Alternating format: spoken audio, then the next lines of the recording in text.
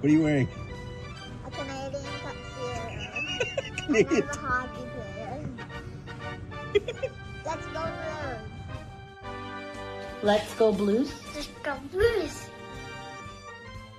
To all you Blues fans, we're bleeding blue with you. Let's go Blues. Let's go Blues. Let's go Blues.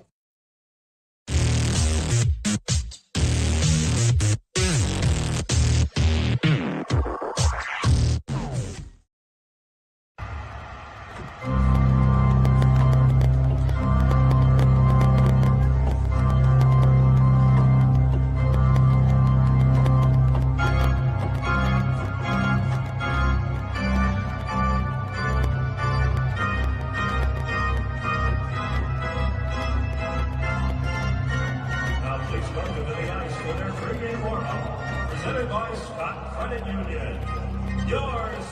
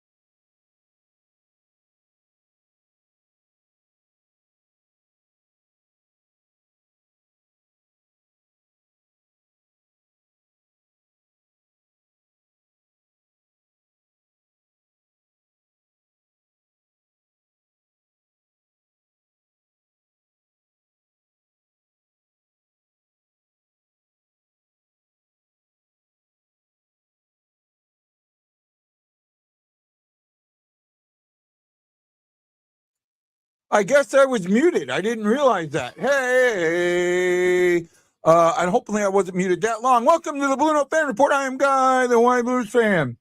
And yes, I am stuck listening to the Kings. Believe it, I'd have to go to a Kings game. I'd have to get on an airplane, fly 5 hours, go to LAX, then go. Is that local? Now, I get that they show the local sports channel, but it's still not local, right? And it drives me crazy. And expect for the Ducks. For the Ducks, we don't even get that because they're on Victory now. We don't even get them. Yet they're still considered local. So sometimes I miss the game because of that. The Blues looking to sweep the Kings. I think they are 2-0. So far, let me double check. I think we beat them both times. I don't completely remember. Are you ready to go, big man? You're muted.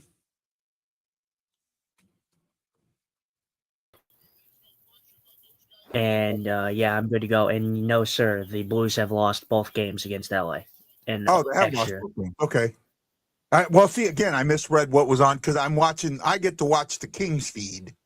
So I'm forced to pay attention to what they're putting up, and they said sweep. So I'm thinking again, the Blues are sweeping, right? So no, we've lost. We guess we've lost both of them, and I didn't remember that. Are my daughters at the game? Both in extras. So after regulation. Yeah. My girls are on the way to the game. They got stuck in traffic, but they're hoping to be there before puck drop. I hope they get there before puck drop too. I think it's great, man. Both my daughters getting to go to the game. I think this is the first time that the two of them have gone to a game together since Game 4 of the Western Conference Finals against San Jose in 2016. Huh? There you go. Right. My youngest is not a sports fan. right? The only reason she goes to sporting events is for food, right? Like she wants to go to the Dodgers so she can have a Dodger dog, and she hates hot dogs, but she wants the food. So the reason she's going to this game is my oldest, who is getting into female hockey. And I keep telling her I want to bring her on the show to talk about it, but she tells me no way, Jose. She, about 3 weeks ago, maybe even 4 weeks ago, called me up and said, hey, help me get tickets. So we got her tickets. I got her pretty decent tickets on the penalty box side, second level, but right in the front row. So the front row of the second level. You know, the upper level, you know what I'm talking about, right? Yeah, I do. They should have a good time. Blues, they're not out of it, but are they out of it? How do you feel about this? No, the Blues are not out of it. This game could just as easily go the Blues' way as it could not go their way. They lost the last game in heartbreaking fashion. They didn't start the game well against San Jose, but they picked it up in the very end and played the hockey that they have been playing for the Olympic break. Unfortunate goal by Holfer led up there at the end. They deserved at least a point in that game, and I know that's crazy to say after a slow start that they had in the beginning, but still, it doesn't matter. Whether it was a slow start or not, it matters that the fact that they got back to their game and they figured it out and they got back to what they have been doing since the Olympic break. So I'm going to say that they deserved at least a point in that game. Didn't get one. As for this game, the swings could be good or bad. If the Blues win this game in regulation, the playoff hopes are certainly still alive because that puts you within 2 of the Nashville Predators. Still. Yeah. So, go ahead. Yeah, you're not. It's not all doom and gloom. Everybody, we saw the loss against San Jose and the way it happened. It was heartbreaking. But I think people, like I said, it's the instant reactionary feeling that a lot of Blues fans are having that, oh, well, they lost it. They're done. They're over. It's over. No, they're not. They're 4 points out still. They're 4 points out. Yes, the San Jose loss was a bad loss to take, but we all knew that this was going to be an uphill battle. If they're going to make it, they're going to have to overcome some good teams in the final stretches here. Yeah. For me, the only reason that I look at this and go, I'm not going to be optimistic. I mean, yeah, realistically, mathematically, they're still in it, but realistically, to me, they're not because there's so many teams. It's not like last season when they were there. I think they had to jump 1 team or 2 teams, but they had games in hand on every team ahead of them. And that made it to where they were able to get to where, as long as they won, they were in. Well, they can win now and still not be in. And that's the difference here. The other thing is, and first of all, let me say a big thank you and a hello to Cindy Lou and Sharon Spinks. Sharon put that heart in the air, said she loves us like she always does, and we greatly appreciate her when she does that.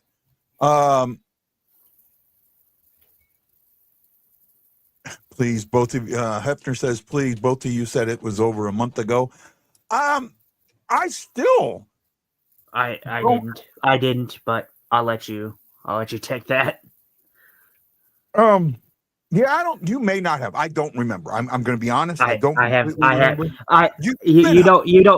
You don't remember, but Guy, you know as anybody else knows that I've been completely optimistic when you were giving up on this team, and I'm not going to say full giving up, but when you were like, this team is done, I didn't say that. So I know you can tell me, I know you can say that to everyone here that I never said that. Well, I thought that I didn't think they were a playoff team, but I wasn't for tanking either. No, right? no, I'm not saying tanking. I'm just saying that you got to the point where you're like, oh, this season's a wash. This season's done. You never said tank or anything like that. You just said that this season's over. This season's done.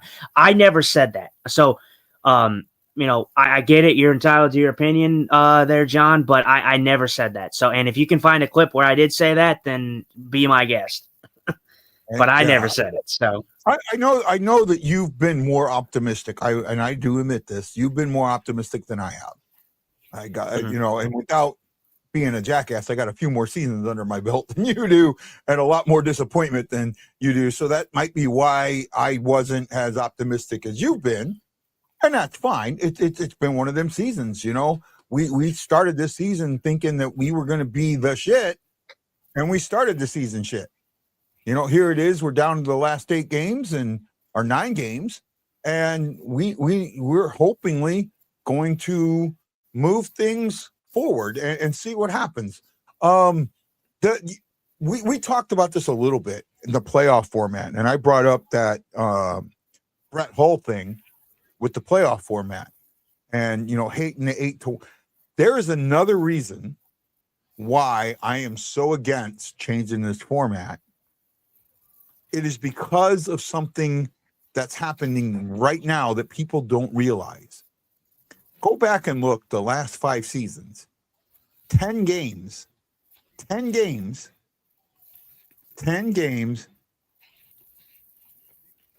John, come on, man, be nice. He's in a mood. I don't care. I don't care. Like I said, it is what it is. Like I said, if that's what he remembers, then fine. But I mean, again, I didn't say it. I would have remembered saying it. I didn't say it, but if he thinks I said it, then that's fine. I mean, it doesn't bother me. I'm just saying. I mean, you don't have to say be nice. I mean, it is what it is. If that's what he thinks, that's what he thinks. So so what I was trying to get at was, let's go into I'm looking, they're showing the outside. I'm looking to see if I see my daughters come in the game. What's happening right now? Go back the last 5 seasons. Look at the last 10 games and how many teams were eliminated. Right? Mm-hmm. 8 games remaining for the most part, right? 8, so average 8 games remaining. How many teams have been eliminated from the playoff contention with 8 games remaining? This year? Yeah, this season. How many teams have been eliminated? 8 games remaining. I know there is teams that are out of it right now that are technically out of it. I know the Rangers are out. Yeah. Who else was out? Was Florida out yet? No. I don't know if Florida's out yet. Florida's not statistically out, but I mean they're out of it. But who else? It was the Rangers. I feel like there's somebody else, isn't there? Am I missing somebody? Vancouver, yeah, Vancouver. With 8 games left, there are 2 teams out of 28 out of 32 that are eliminated from the playoffs. The parity that is within this league means that even if you go 1 to 8, you're going to lose 1 to 2 teams that are Stanley Cup contenders in the first round, no matter what. It's going to happen. Mm-hmm. Give me the playoff rivalry. Give me the rivalry. Give me the building of that rivalry. I want that more than I want anything else. I'll take that over the 1v8 just so a team has a better. Now, there is one thing you could do in the second round that I might be okay with. But I still don't think this is. You could reseed in the second round. Mm-hmm. Right? Instead of bracket styling. Now, the reason I went to bracket styling, and Bettman said this, is because of the NCAA. How many people love filling those brackets out? And when you have a bracket, people love filling theirs out. When the NHL does their bracket challenge, I mean, the amount of people that put a challenge, they do the challenge, I mean, you're talking 10, 15 million people do the bracket challenge. On both, U.S. and Canada and worldwide, still, it's a huge number for a niche sport, for a sport that not everybody follows, right? And it's because people like doing the brackets. You go to this 1v8, you take the brackets away. Because the 1v8 everybody wants is 1v8 reseed, 1v8 reseed, semifinal reseed, semifinal reseed, conference finals, finals, right? Yeah. You're still going to get, first of all, you can't do brackets, right? It doesn't work. And second, you're still going to get these upsets. They're still going to happen. I would rather have these great playoff rivalries, right? The rivalry with Nashville, the Trashville rivalry that we have, really didn't happen until we met them in the second round the year they went to the conference finals, right? Where they upset the number one team in the Chicago Blackhawks. Yeah. When they made the final. Yeah, when they made the final in 2017 Right? against Pittsburgh. That's where this Smashville rivalry really picks up. It really picks up at that point right there. Yeah. By the way, I just wanted to say, I know you're not doing comments, but hey Sam, I saw you popped in there. I know you said you popped in. You popped in for a few minutes. I wanted to get that out of the way just so you know that we're acknowledging you here. So we just have something else going. And there's not a lot of comments. That's why I just kind of hi Sam. So I apologize for that, Sam. Forgive me. You know we love you. No, you're good. You're good. I just was making sure that we Sam, hit it.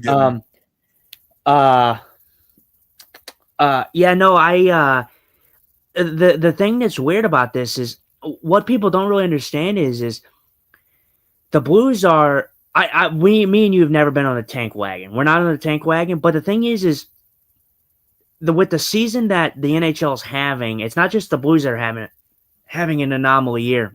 It's like I said, it's one of them years in the NHL where you're seeing that normalcy go away because you have seen a bunch of normalcy for, the longest time. You've seen the same teams in the playoff every year, Colorado, and you still have those teams, but you're seeing the parity of different teams getting in, and it usually happens where you have one season where it just randomly happens like this, and you get a bunch of upsets of teams that you didn't expect to make it. And that's what it feels like to me.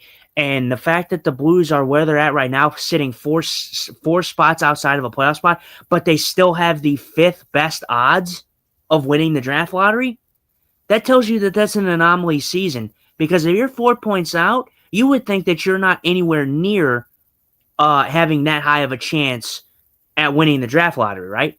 With 4 points out of the playoffs. That goes to show you how weak, I guess, the West has been compared to the East, with how close the race has been with the East. And the race is close in the West, but it's like you expected like so many other teams to be in different positions than where they are right now. Yeah. I hear what you're saying. I struggle with it. I don't think that you can say that one is weaker than the other, but I don't think you can say that the West is weak. Right. The West. Okay. The West is weaker than the East, right? This season. It's weaker than the East this season. You have the same amount of teams. You have the same teams that you expect to be at the top. You have the top 3: Minnesota, Colorado, Dallas, up there at the top, and then everybody else is just kind of there. Now, if you're talking from a standpoint of stats and standings, and yes, the Eastern Conference has been more competitive than maybe not more competitive is the word, but it's been the better conference, I think, this season. And that's not a bad thing because it fluctuates. Some seasons, the 4 years, it's been the West. Yeah, it's been the West that's been the most competitive. And the Central Division's been the toughest division. Yeah. Been the toughest division in the league for 3 or 4 years now. Well, and technically, even though it's an anomaly season, then the West is not as great not as competitive as it has been. The Central is still amongst the best in the league. I mean, the Central Division has always been one of the toughest divisions in the league to play. But yeah, the East has been an absolute dogfight over there. The teams over there that they have just been going at it like killing snakes over there. They got a bunch of teams that are playing really good hockey over there. They're really in a tight race over there. Obviously, you have a lot of teams in this tight race in the West, but it's a little different. The West consists of, I think, me personally, it may change in a couple of years, seeing as the teams that are getting younger and everything. The Pacific is the weakest division in the league, in my opinion. And it will grow because you have guys like Celebrini, you guys have like Leo Carlson, the Anaheim Ducks, the San Jose Sharks. They're growing into, better and better teams, but they're still a part of the weakest division in hockey. I mean, you just look at the parity between the Central in the Pacific, and you just look at the points differential, and the top leader of the Pacific is like 20 points behind the leader of the Central. Yeah. I mean, that goes to show you the parity in the league right there. Yeah, well, that was the point I was trying to make at the beginning, was how much parity there is in the league, and why with all this parity, the 1v8 makes even less sense, right? I mean, I know a lot of people don't get that, but it really, when it comes down to it, that's what I'm talking about. When you have this much parity, the 8th ranked team is going to beat a number 1 ranked seed, right? Or the number 1. A 7 is going to beat a 2. It's going to happen, right? So even if we went 1v8 in the West and here's the difference. If you went 1v8, the number 2 seed would be a weaker seed than the number 3 or 4 seed. Right? Because the number 2 seed would be the Pacific champion, which is right now the Ducks. And I think the Ducks have, at this point, 83 points, 84 points, something like that. Maybe a little more than that. Right? What do the Ducks have? Do you know off the top of your head by any chance? I can. It was Duck. Last time I saw it was a little lower than that, but I think it might have raised depending on how many games they won. They have 87 points now, so they have raised quite a bit from where they were, because at first they were like at 77 points, and so yeah, but so it has gotten a little bit more respectable, right? So what happens is, if you go 1v8, which everybody wants, the number 2 seed in the West would be a weaker team than the 3 and 4 seed. Right? Because the way you would seed it, the division winners get 1 and 2, and then everybody else goes down that way. So it would go, and I'm pretty sure I'm right. I could have this wrong, but it would go Colorado, the Ducks, Dallas, the Wild. Then you would have either Edmonton or the Knights, one of those two. And then you would have Utah and the Predators. That would be 1v8, right? I'm telling you, while I don't think the Preds will knock off the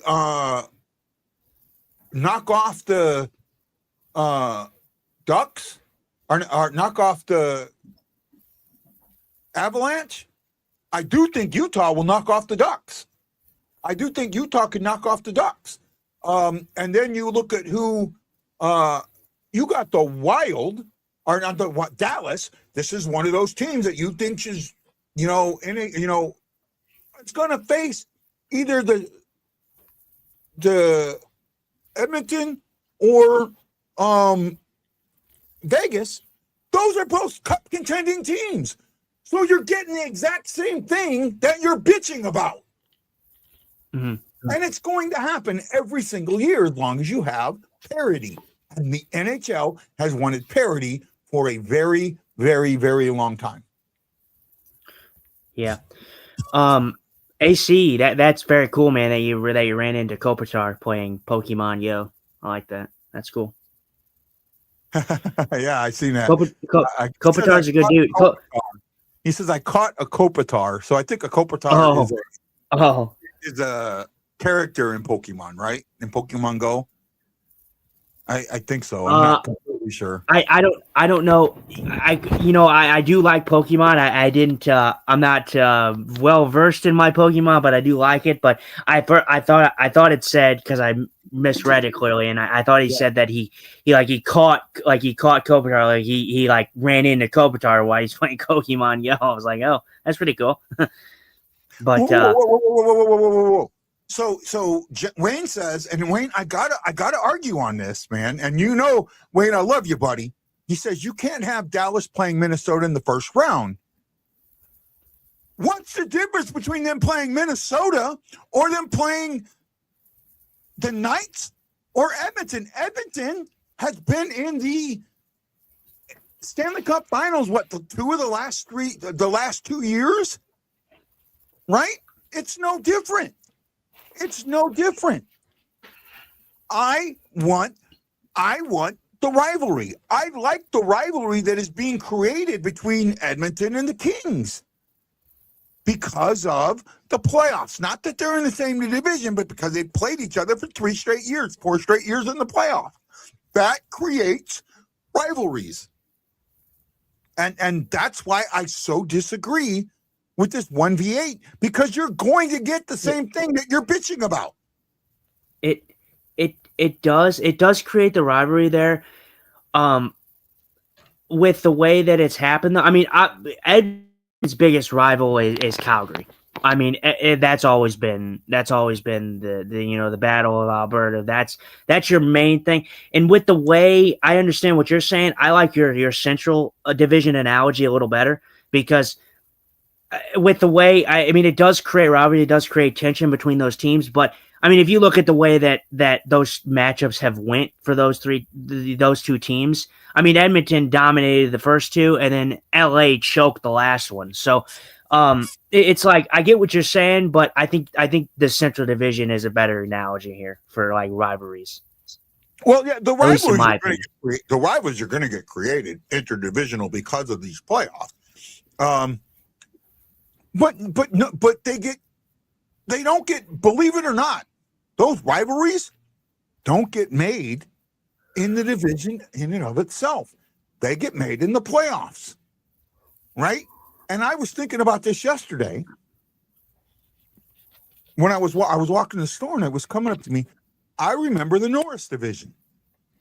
The Norris division, and I think they played in this division for about 8 years. I don't know for sure, right?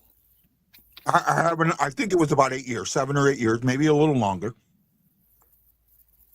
And the Norris division was the Blackhawks, the Detroit Red Wings, the Minnesota North Stars, the St. Louis Blues, and the Toronto Maple Leafs. For the duration of that, only two teams, actually only one team in the Norris division, made it to the Stanley Cup Finals. If I remember correctly, it might be two. There might be another one. I think Chicago may have made it one year that they were still in the Norris, but I'm not completely sure.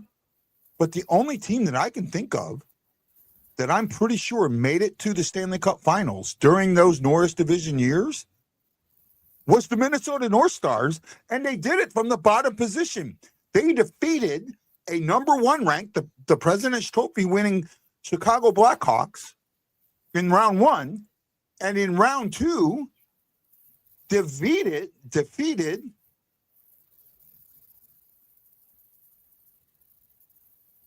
Hi, Sergio. He says, I know you're not doing so well, but I will subscribe. I don't know what you mean by not doing so well, but I appreciate it anyway. Right? Defeated the number two ranked St. Louis Blues in the second round. And I honestly forget who they defeated in the Western Conference Finals before they got lost to the Pittsburgh Penguins in the first of their wins, right? With not Crosby, with Mario Lemieux. The Mario Lemieux wins, right? The Mario Lemieux days. But that was a hell of a division. In fact, that division was so good that Chris Berman used to call the NFL North, which was, do you remember who was in the NFL North back in the day? I think it's close to the same teams now. Right? No, I mean, you can just go through them. The NFL North was the Detroit Lions, the Minnesota Vikings, the Chicago Bears, and the Green Bay Packers. I think it was only 4 teams in the North. There might have been a fifth, but I don't think so. Right? He used to call the NFC North the NFC North division. Right? This is him calling a football team the Block and Do division based on hockey. That's where I talk about how rivalries get created, if that makes sense.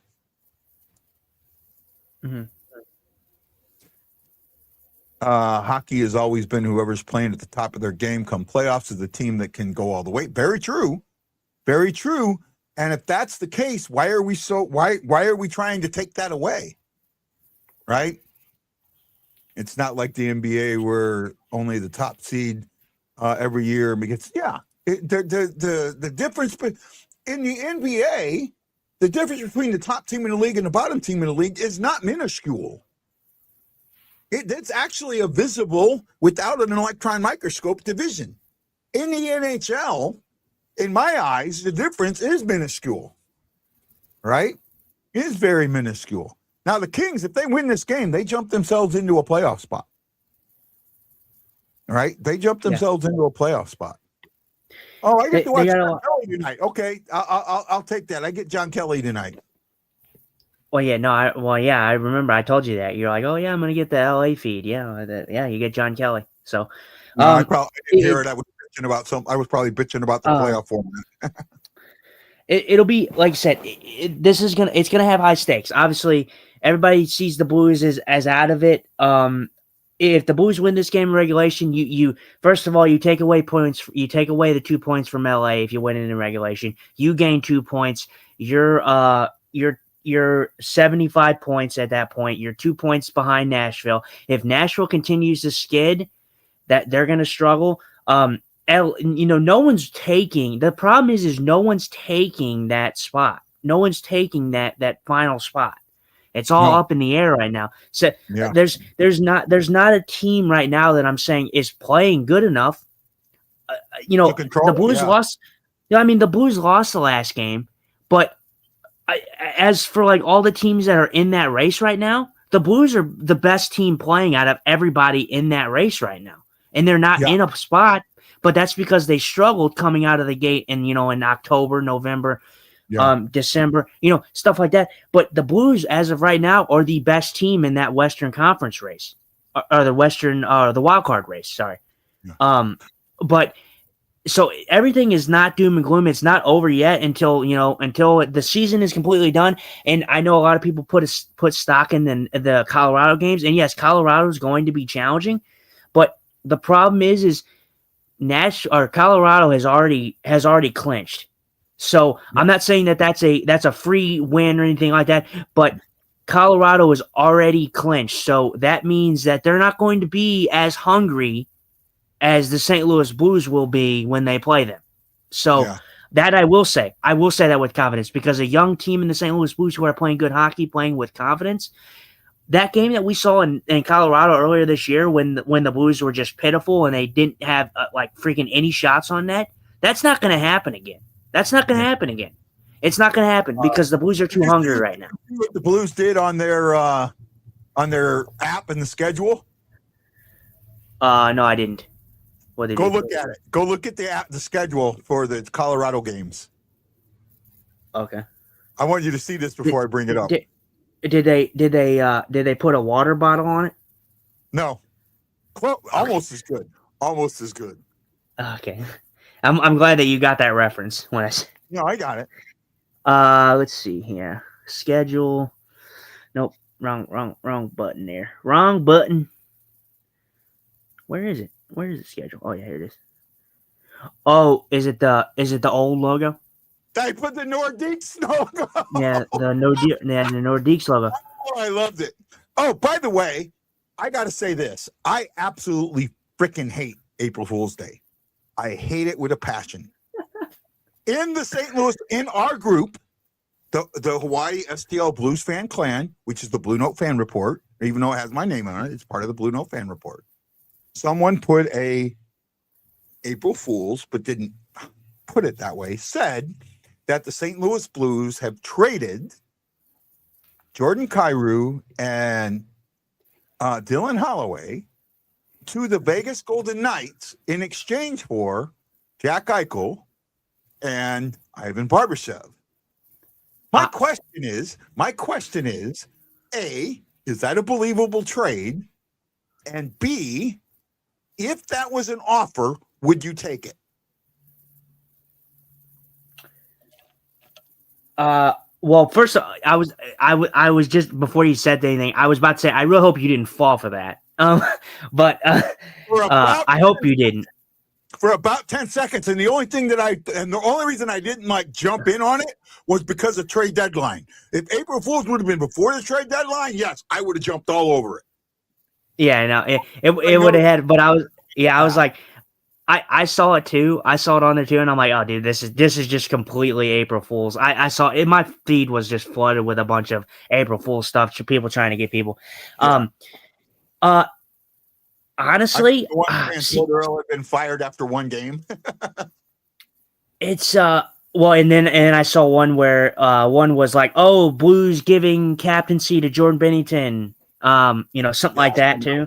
I was like, but and I didn't read into any of them because I knew they're all April Fool's jokes. Yeah.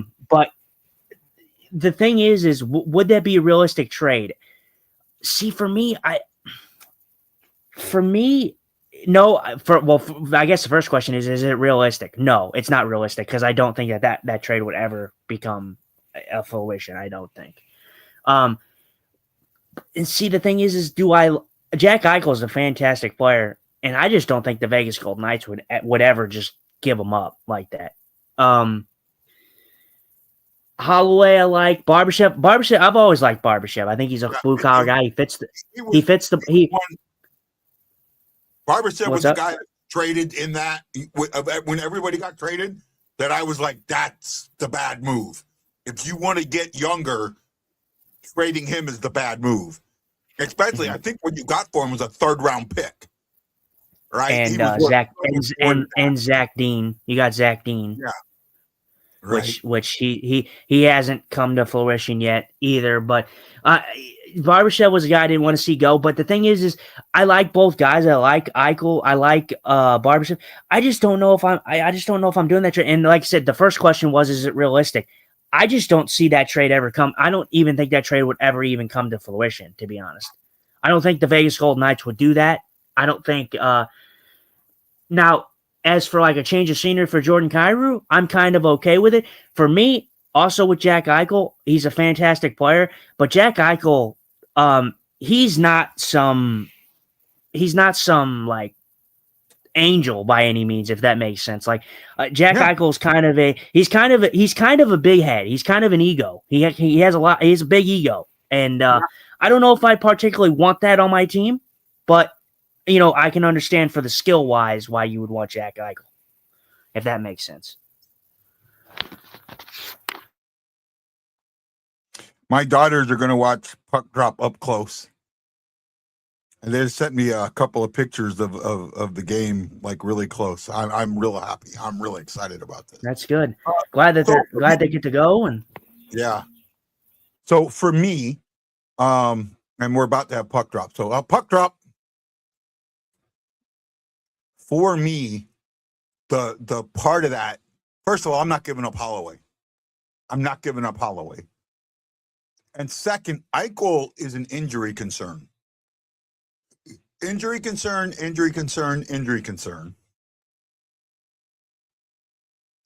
And Barbashev is probably, I don't see Barbashev being, he's the weakest player of those four. So where are we that's not a, even up like that, that's a lose for the Blues. That's a huge lose for the Blues in my eyes. Right? Kyrou's better than Barbashev. And I would almost put Holloway close to equal to Eichel. I could put Kyrou close to equal to Eichel. Holloway's a guy that just fits. I think the one thing that gets taken out of consideration for some people when trades are happening and talked about is what fits your mold, what fits your team. Holloway fits this team so perfectly like a glove because he plays so blue collar. He's a blue collar player. The Blues have built their franchise on blue collar guys. Not superstars like Celebrini, McKinnon's. I mean, obviously they had those players back in the day, but 2000s, ever since I've been born, all I've known is blue collar Blues hockey, not, McKinnon, Celebrini, McDavid. The Blues have never had those types of guys. I mean, they did, obviously, back in the back. Oh, yeah. There we go. That was a good call. Well, we're getting there we go. Play right off the get-go. Snuggerud. Getting the power. I think it looks like you might be a little ahead of me, ahead of me for quite a bit, actually, here. I don't know. I cannot change this. I'm watching the cable feed. Yeah, no, you're good. You're good. Okay, I'm just letting you know I cannot change it. I'm watching the cable feed. Right? Yeah, Snuggerud almost busted in there. That's would have had was. I mean, it was a good penalty to take because Snuggerud would have absolutely had an opportunity. One-on-one, one-on-none. Right? Mm-hmm.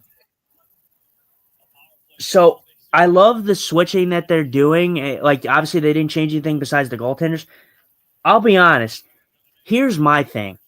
And I could be completely off here. We talked about it. Jordan Binnington, Hofer's been like they both have picked up their game, and I understand the switch on why they switched off to Binnington. I'll be honest. You got a day off. Honestly, I would have loved to see the ballsy play and put Hofer back in net and see how he responded. I would have. I would have. I understand what you're saying. Too important of a game. Too young of a player. Oh, and this power play is looking really bad. Oh, we just had to take. Well, there went our power play. Dvorsky had to take that penalty. Dvorsky had to take it.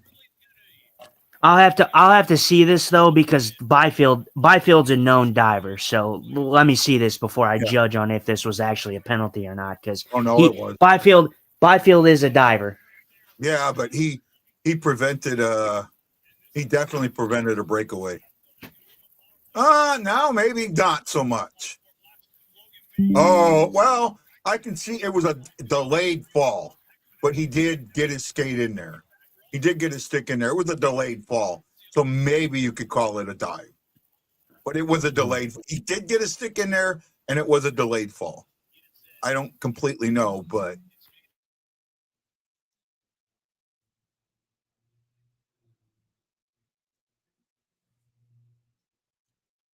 Four on four for a minute 13, and then the Kings will have about 47 seconds of a power play. Just heard them call Benner the ace, and I disagree. He's still the number one. I mean, it may not be his net, but he's still the number one.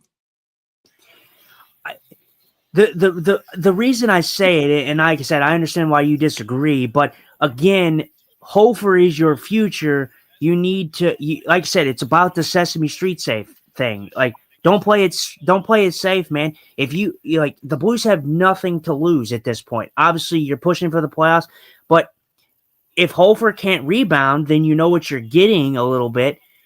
If you can put Hofer back out there and see how Hofer responds. He gave up a bad goal. He knows it. His whole team knows he gave up a bad goal. If you go back to him, maybe that shows him confidence. Maybe that shows him that, oh, hey, this team trusts me enough to go back in the net and get the job done.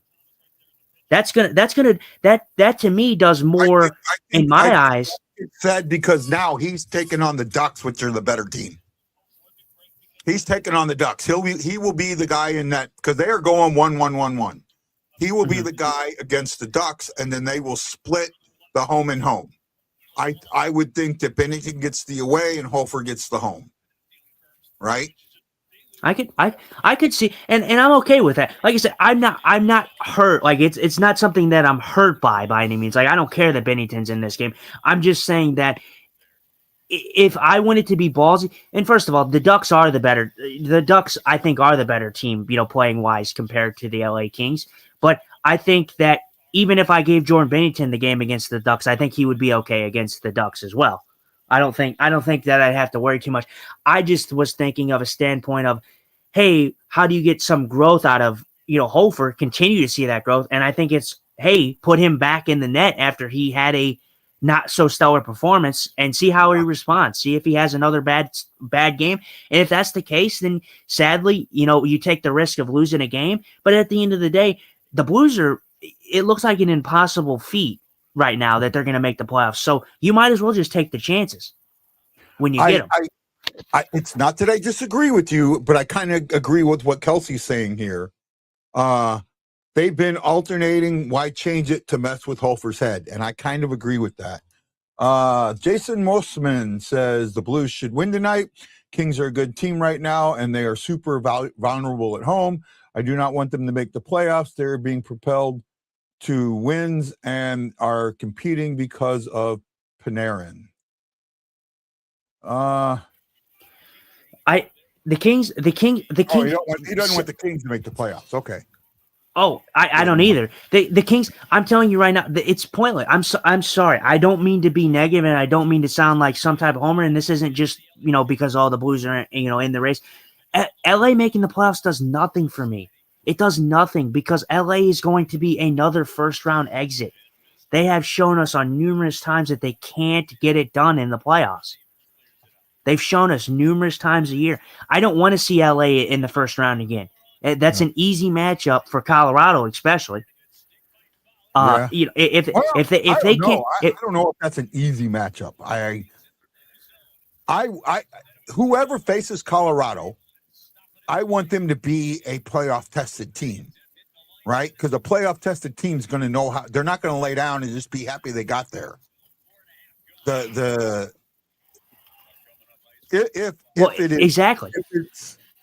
If it's the Predators not a playoff tested team. They were one of the worst teams in the league last year. If it's the Mammoths, the Mammoths are not a playoff tested team. Just saying if something happens, they fall down. Yeah.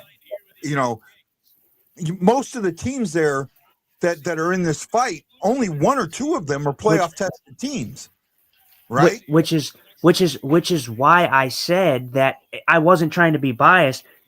The best team in the race right now that could, I think, give Colorado the best run for their money, not saying that they would win, is the Blues. And it's because of how they play in the playoffs. It's because of how they play. And you're right there. I'm not completely disagreeing, but I do think that I don't consider the Blues a playoff tested team, to be honest with you. Right? Because they have won playoffs in the last 4 years. Right? That was last year. And by the way, Jason Mossman, and I think I know Jason from somewhere. He says, from a Kings fan, by the way. Jason, welcome to the show. We keep the comments coming from the Kings side of it. We love when we have fans of the opposing team giving us their best. We really, really do. And I want to say a big shout out to Mom, Teresa Singer, Aaron Nels, John Hefner, John Jeffrey, and Sharon Speaks. Thank you, thank you, thank you. This team hasn't played in the playoffs. Actually, yes, they did. The majority of these guys were in the playoffs last year. The majority of these guys, the majority of them were in the playoffs last year. Right? I can only think of a couple that weren't. Right? That don't have playoff experience. Oh, okay. Now I know where Jason's from. He's from my fantasy league. Okay, I got it, Jason. Thank you. I knew you. I just couldn't think of where I knew you from. I knew the name was familiar. It's just for me the Blues, obviously they've been in the playoffs once, in the last couple of years, and that's fine. But if you look at the fight that they put up against Winnipeg, and they should have won. We talked about this numerous times until we're blue in the face. They should have beat Winnipeg. They were the better team in that whole series. The only game that the Winnipeg Jets actually physically won was Game 5. Yeah. Was Game 5. Outside of that, the Winnipeg Jets were not good. They were not good. Especially being the President's Trophy winners. They were not a good team. But again, I just go off of how the Blues play, and I get it. We have young guys, we have the youth, but that's the thing. We have the mix of some guys that have had playoff experience. Robert Thomas, Colton Parayko, Broberg's been in there. Holloway didn't get. Yeah, Kairu's in there. well, Holloway didn't get to play with us last year, but he did play for the Edmonton Oilers. But there's guys on this team that are mixed bag of tough guys to play against in the playoffs, and then you have the young guys that are going to get reps. Jimmy Snuggerud, he played his first playoff games last year. Yeah. He was spectacular. Stenberg, Dvorsky, Lindstein. Yeah. These are guys that need that experience, and I'm with them getting it too. I'm Justin. I'm not completely disagreeing with you. I'm just not completely agreeing with you either. Does that make a little bit of sense, buddy? And he froze or he's ignoring me. One of the two. I think he froze. Well, I am seeing one thing this game that I don't like already, and we'll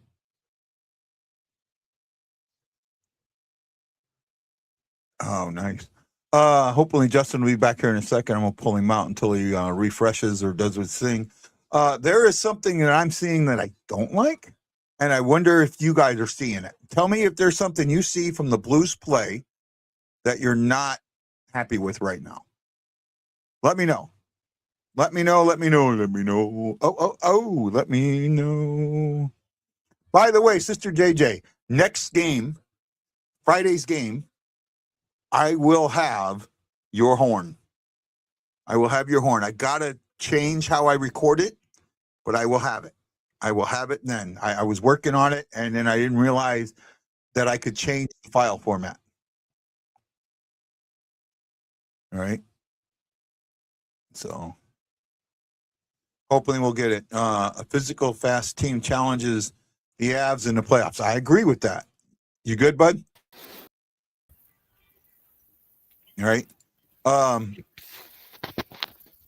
I said you either froze or you were pissed off and ignoring me. No, I froze. Yeah, I figured. I'm joking, man. I am seeing something in this game that I don't like, and I'm wondering if you're seeing it too. What? They're chasing the puck. They're chasing the puck a little bit. Right? And that's what happened in the first two periods. Almost, the majority of the game against the Sharks. They were chasing the puck. And now the last series, they didn't feel like it, but up to the last series, it felt like they were chasing the puck, especially on that power play. They had the power play, and it felt like it. It will be on the net. It will be on the next game day show, John. I still have to do something to get. I have to record it again a different way. Now that I figured out how to do that, I will have it. It will be on my soundboard for the next game day show. All right. Oh, Fiala had a kid. Fiala is our Fiala, right? No, is that our Fiala? No. No, that's Kevin. It's Kevin Fiala. Yeah.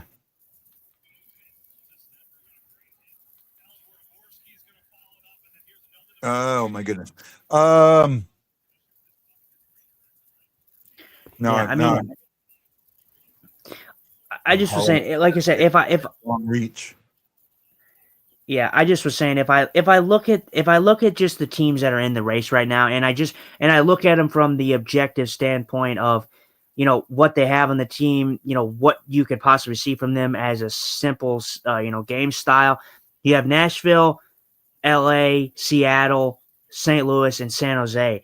I'm sorry, out of all them teams to give the best compete, goaltending, possibly defensive system, the capability of turning on some offense when needed.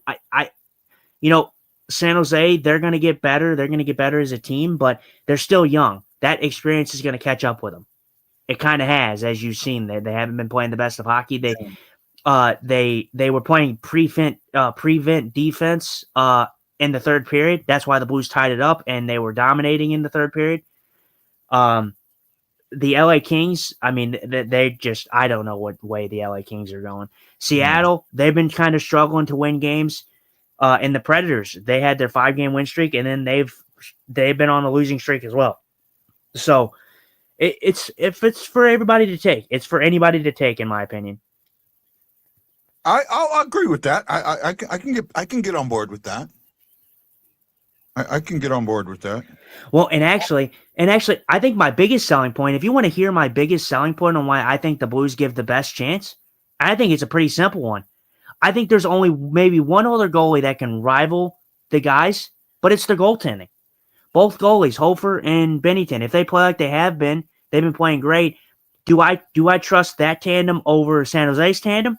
Absolutely. Askarof's going to be great, but they're still young. Nashville, the only person I'd give, a little bit of, credit to is Saros. He's a fantastic goalie, but he's just one guy. What if he runs into issues, an injury, something like that? The Seattle Kraken, I don't trust their goaltenders at all. And LA, I just think that the Blues have the best goaltending out of every team in tandem wise, at least in those 5 teams that I mentioned. Yeah.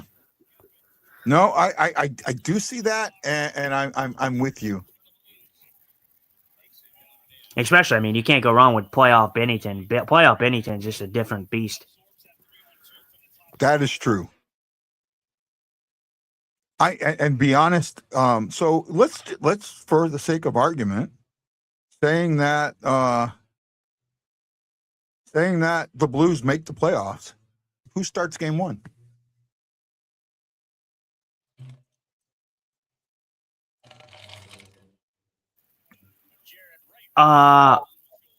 Who starts game 1? Like I said, it would be so hard not to.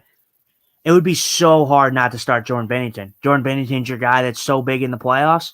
But the thing is my answer would just be plain and simple. Would be who's the best guy going into the playoffs. You don't particularly think no one in their mind thinks the St. Louis Blues could beat the Colorado Avalanche in round 1. So you might as well just play the goalie that's the hottest going into the playoffs. I would start Hopper, but he would be on a very, very short leash. Right? Mm-hmm. If you remember a few years back, we had a goalie situation that was similar with Bennington and Husso. Yeah. And Husso, for the most part, was playing outstanding until it got to the playoffs. And Blues end up going down 2-0 to the Minnesota Wild. They put Bennington in, and he wins the 4 games. And then we have that, infamous series against Kadri and the Avalanche, which probably cost the Blues a cup. A lot of people agree with that. I will say at least they costed the Blues at least a trip to the West Final. Yeah, at least to the West Final. Yeah. The oh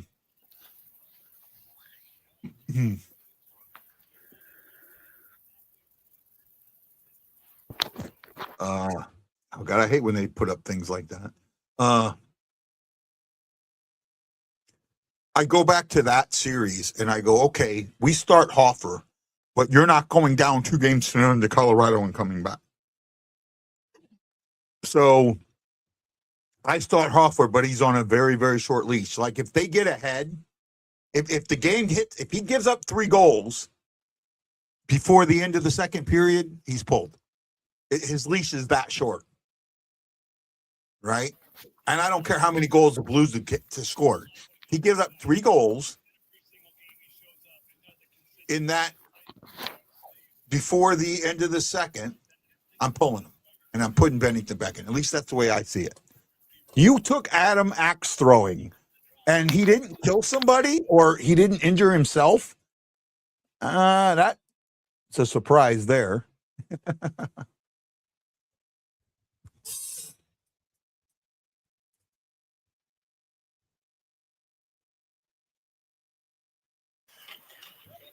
Yeah, you have a telling situation. Like I said, for the playoffs, obviously most people would not have the Blues favored in any way, beating Colorado in any chance in that series.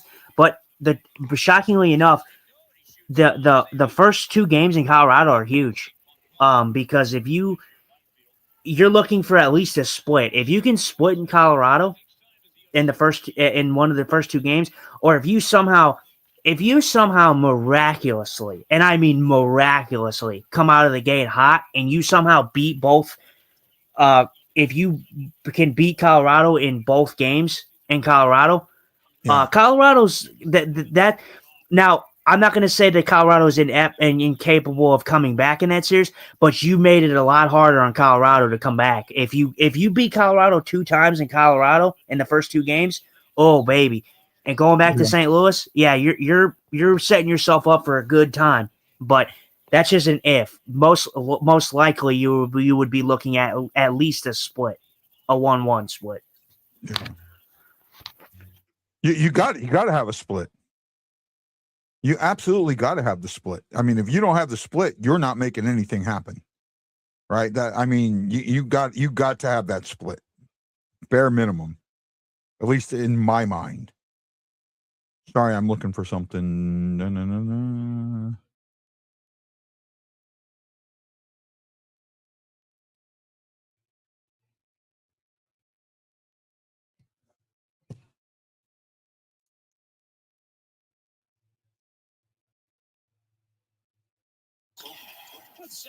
See, I mean, I right now I don't feel the Blues are chasing at all. I feel like the Blues are playing pretty well right now. They chased at the beginning. They're not chasing now. I will say that. Kyrou got a good shot right there. Say again? Say Kyrou got a good shot right there. Coming in off the thing he just missed, I think.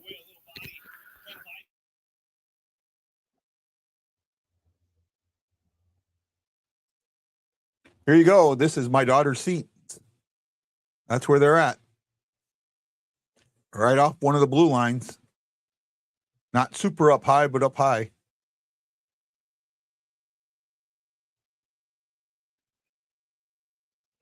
Ooh, that was a great save there by Bennington.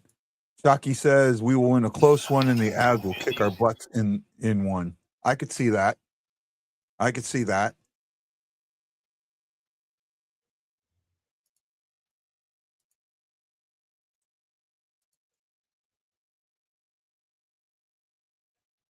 Oh, Kyrie just gave that. Oh. And actually, and you know what? That's actually a good point, Guy. I like that from you, Chris, because if I'm the Blues, no team is giving. See, that's the thing. The Blues, I feel, are the most dangerous when they have nothing to lose. Yeah. When they have nothing to lose, I mean that's the same for anybody. They say that the most dangerous man is a man who has nothing to lose. The Blues have nothing to lose. You're getting playoff experience. If I'm the St. Louis Blues, no one trusts in you. If you play your game, anything can happen. But your goal should be, hey, let's not get blown out in these games. If you're going to lose, have them be close games. Don't get blown out. That's what you should be hoping for in the playoffs. I mean, you should be hoping to win, of course, but if a team is rebuilding like the St. Louis Blues and they're getting experience, they're getting youth, they're getting younger, your goal should be getting playoff experience and not getting completely demolished in games. That should be your goal. For some reason, the Blues have the puck on their stick, and it feels like this is where I was talking about, where like they're chasing the puck. They had puck control, and they just gave it away, and I hate when they do that. God, that makes no sense to me. I know you need. Well, that was your boy Kyrou though. He fucking threw a pizza. No, I'm talking. Dvorsky just threw the puck down, or it wasn't Dvorsky. Somebody just threw it. They got it down and just threw it down to do a wholesale change. That you basically just allow the other team to come straight back, right? I mean, what good? You're getting your change in, but get your change in without letting the other team come straight back. 5:30 to left in the first.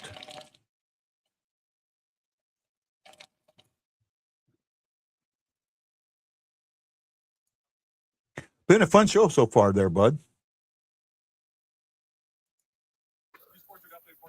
Yeah, for sure. Let's see.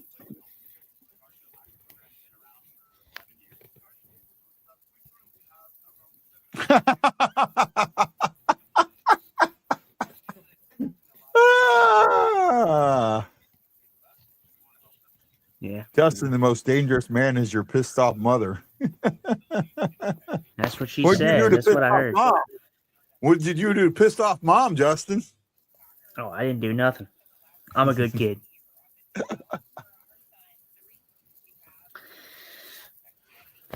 I was actually, funny enough, I was kind of I didn't do anything for April Fools. I was hoping we would come up with something, but my April Fool's joke to everybody today was just the crippling unknown of, oh, did he prank me or did he not? So I would tell people that oh yeah, hey, did you get the, to one of, some of the students, just be like, hey, did you get the joke that I did on you? And they would just be so confused and just questioning themselves the whole time, like, what did you do? You didn't do nothing. I'm like, oh, I was like, I was walking back from or we were taking him to the bus and whatnot, and I was like, hey, oh, so you didn't find the prank I got you? And they go, you didn't do nothing. I'm like, well, eventually when you check your backpack, you'll maybe find out. And then they swung their backpack off and was like, you didn't do anything to our backpack. And then they looked over at the other one of the other students and goes, hey, check your backpack. So I think I did a pretty good job of kind of giving a little bit of scare today. I did that with some of my coworkers as well. I said one of them had to go and take their cat to the vet. Hopefully your cat's doing okay.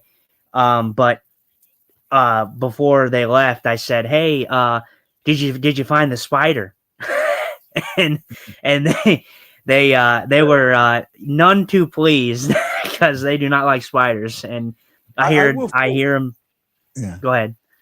I will say one thing that I'm seeing in this last since the break, since the trade deadline, even more since the trade deadline, this team is definitely more connected.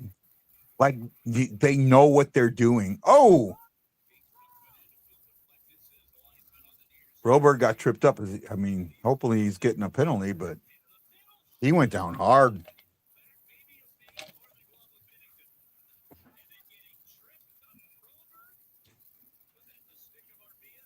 Yeah. No, yeah, they're getting a penalty. Yeah, he did go down pretty hard. He went down like a sack of potatoes. Oh, yeah, that was one of them. That was a bad trip.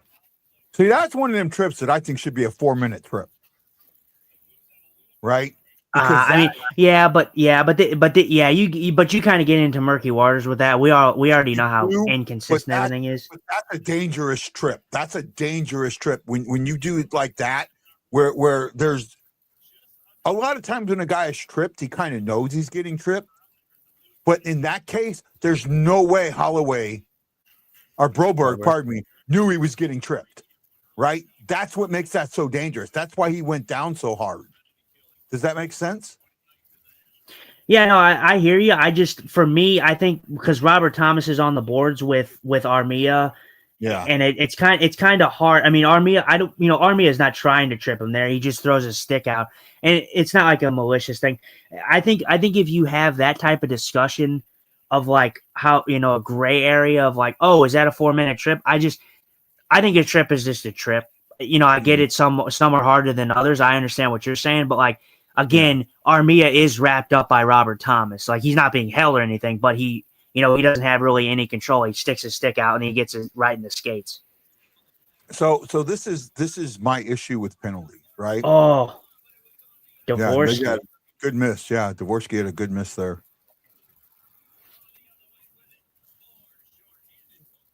Puck over the glass, delay a game, 2 minutes. Okay, get it, no problem. Mm-hmm. Take a charge. Take a charge at somebody and get a 2-minute roughing penalty. It's the same penalty. I mean, it's two different penalties. They have two different varying, what their degrees of I don't even know what the word I'm looking for. I think you understand where I'm going with this. Severity, right? Yet the outcome is the same. Right? That to me, like a delay a game, a delay of game should be maybe a 5-minute misconduct, but the team stays 4-on-4 or stays 5-on-5, right? You lose that guy for 5 minutes or more. It's just some penalties. The fact that every penalty is a 2-minute penalty unless you draw blood or intent to injure with the 5-minute major, it's like there's no in between, and there should be because of the severity of the things, right? That's just the way I see it. And again, and I do see your point, man. I do see your point.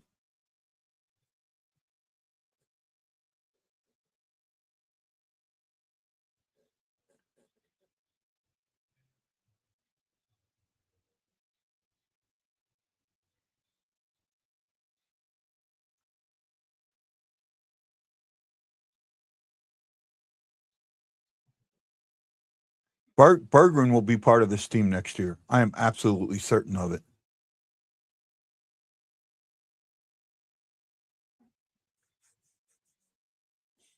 If you are over the age of 29, your time on this team could be numbered. I think we will be one of the youngest teams next year.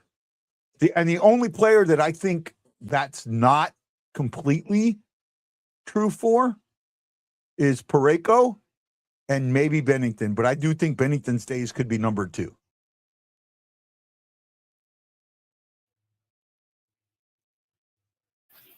Well, I think you're right, but I think the word you're looking for is but you're gonna have some older guys on your team. I mean, that's just gonna happen. Parayko's still on this team. Obviously, he's older. He's not extremely old. I mean, he's not dinosaur age yet, but 32. he's yeah, but he is older. But the thing is oh, what a play by Broberg.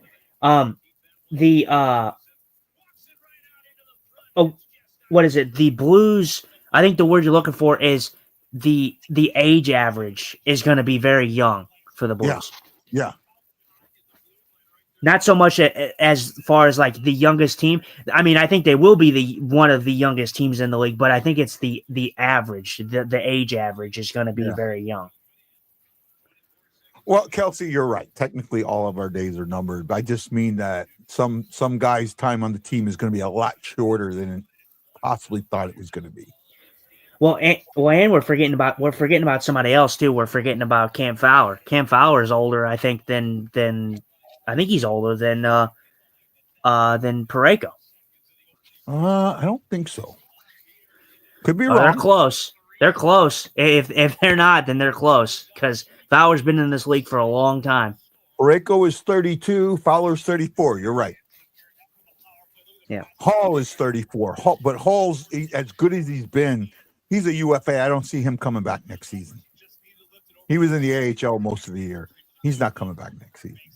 Probably not. And if he does come back, it'll be for a min contract, and it'll be a 2-way contract where he can go back and play in Springfield. He may not be able to be on a 2-way.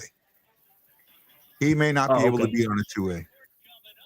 Well, that would be for me. That would be the only reason that you would sign him is if he took a mid contract, contract.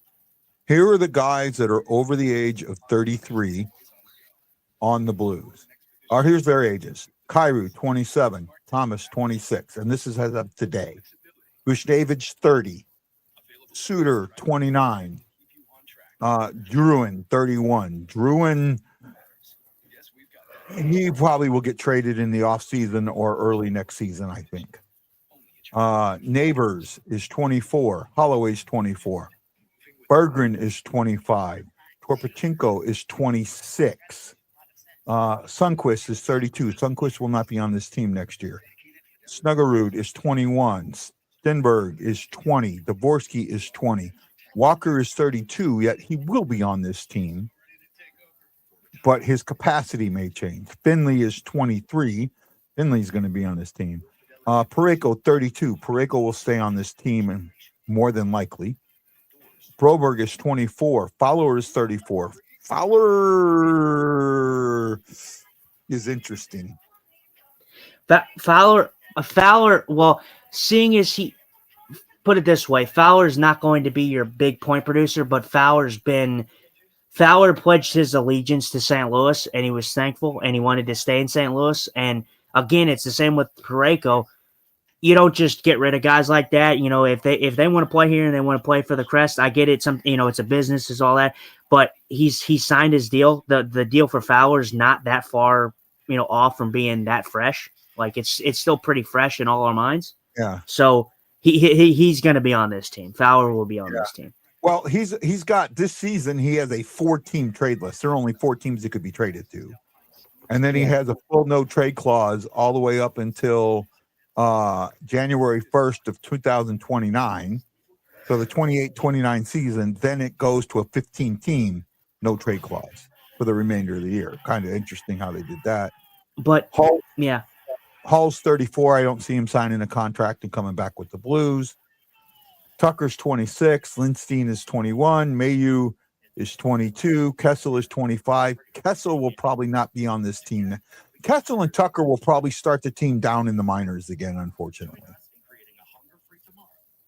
And Tucker will be an UFA at the end of his contract, where Kessel will be an RFA next year. All they got to do is offer him $880,000, and then he's locked in.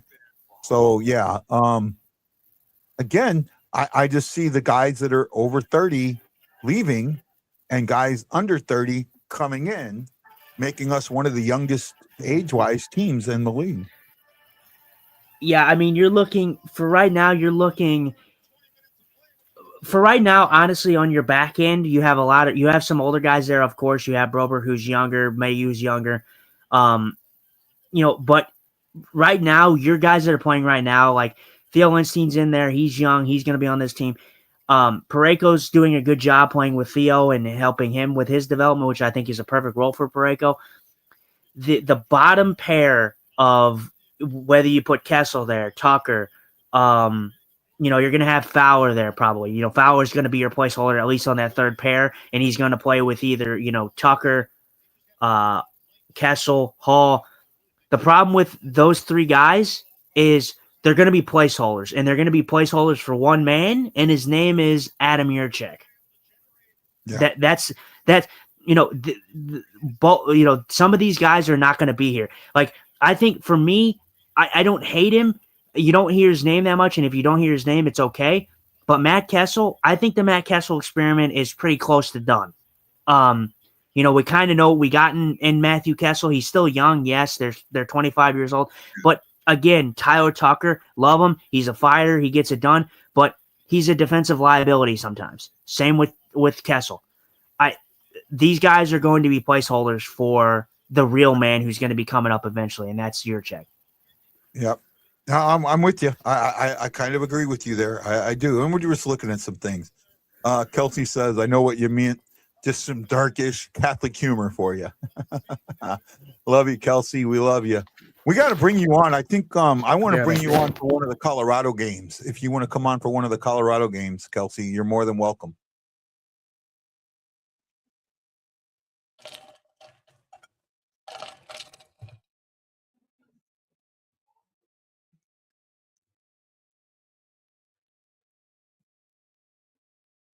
They should have let Bennington. They're showing Bennington and Fleury. They should have let them 2 go. Should have absolutely let them go. Yeah.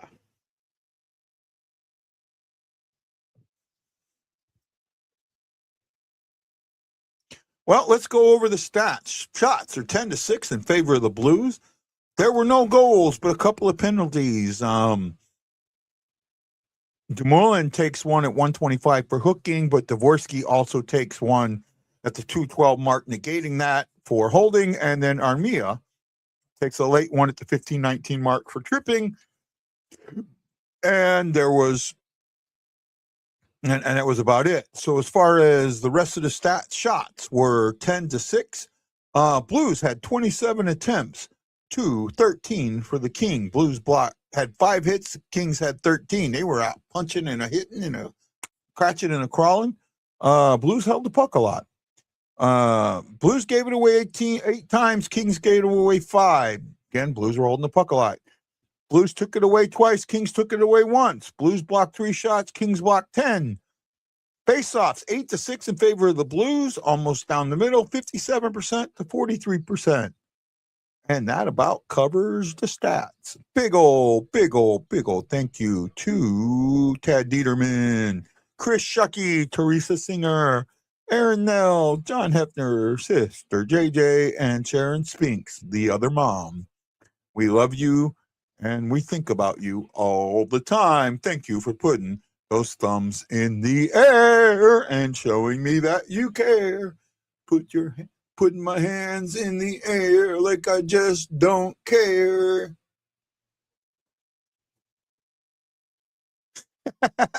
Bet you didn't have that on your bingo card.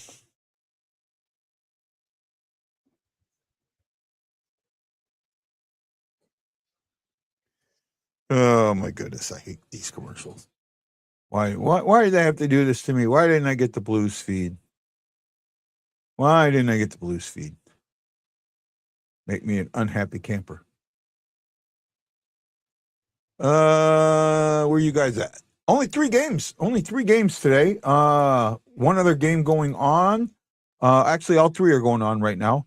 The Canucks are up 4-2 on the Avalanche with 12:21 to go in the second.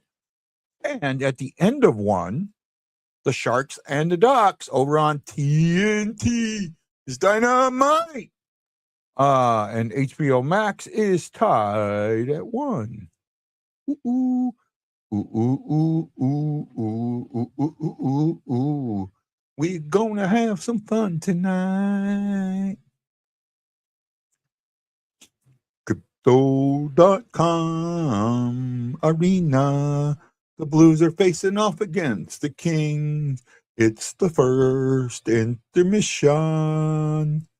I'm seeing a Kachuk jersey. My daughter, I think, is where she found a vintage Hull jersey at a thrift store in LA, and she went ahead and got it. And I think it's original. I mean, can't be 100% sure just from pictures, but there's things that make me think it's original. She's probably going to buy the medium, so she bought it. I think they're buying it for me as an early Father's Day gift. But I can't wear it, but I will definitely put it in the collection. That will be a definite collection one. How are we all doing out there? We good? Let's do a poll. Want to do a poll? Yeah, let's do a poll.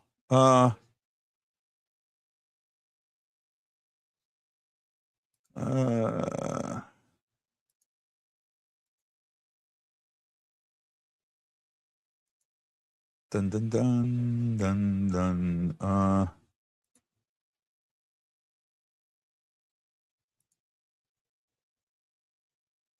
Here we go. And I just realized something on this polls, so I'll tell you in a second when it puts it up.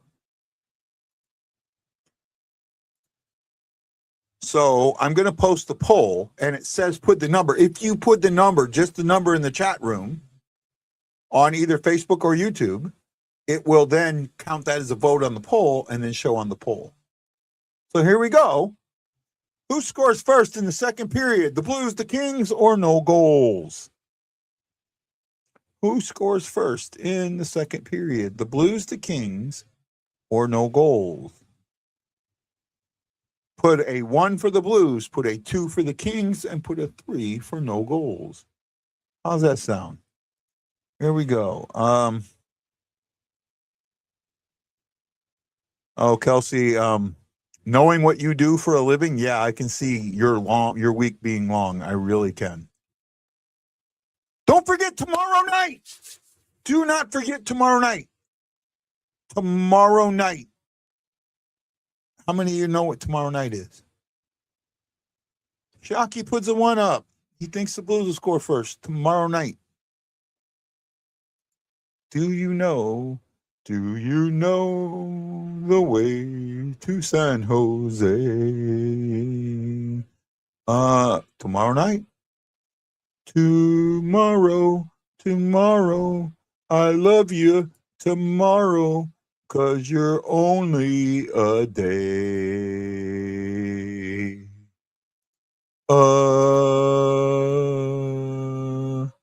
away. And now I can't find what. Why can't I find what I want when I want it? Dum dum, give me gum gum. Where did I put it? I can't find it.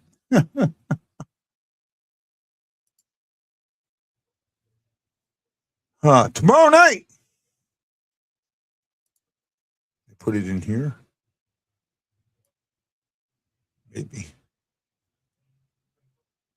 Tomorrow night, we will have Mike Myers from STL Sports Central talking about the Blues, talking about newer guys, talking about all kinds of stuff. Join us. I'm being dumbed right now. I don't know what I did with that thing. Oh, well. Oh, well. Next episode of The Pit. What do we got here?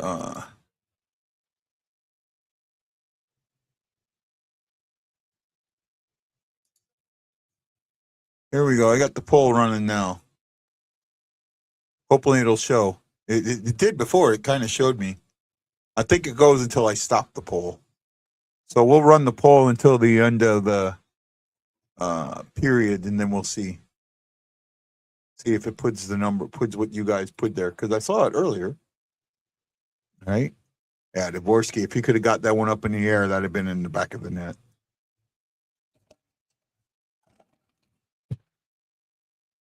Oh.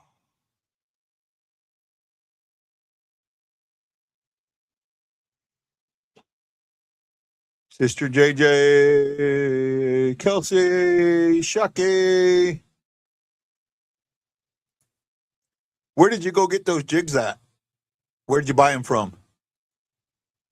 I'm going fishing Saturday. I've decided I'm going Saturday morning, no matter what. I'm going to get up early and go.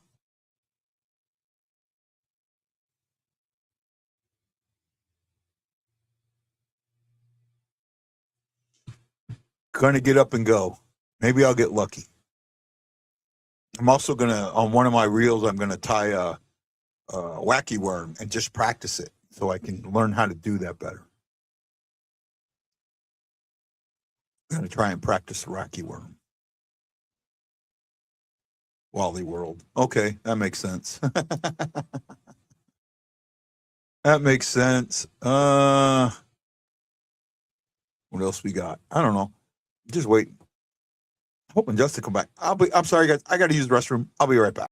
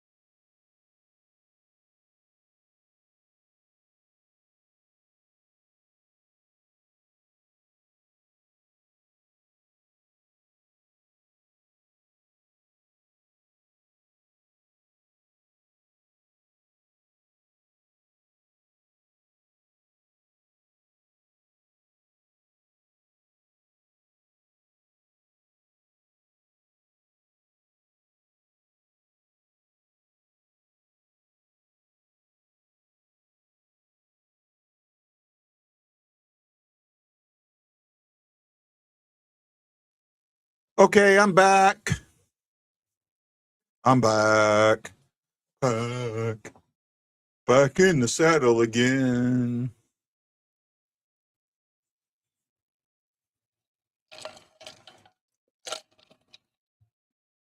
Oh, come on.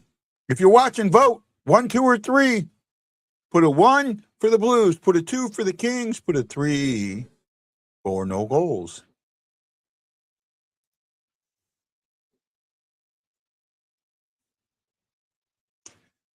Let's see if I that might skew it a little bit. I hope it doesn't. We'll see. We shall see. Try that. Yeah. See, now it kind of shows the poll, right?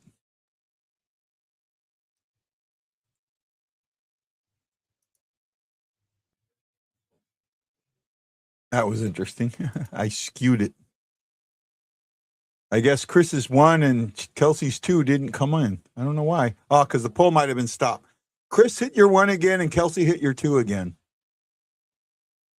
As we're getting ready for the second period.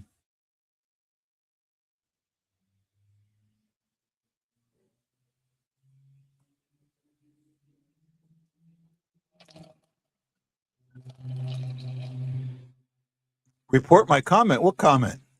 There we go.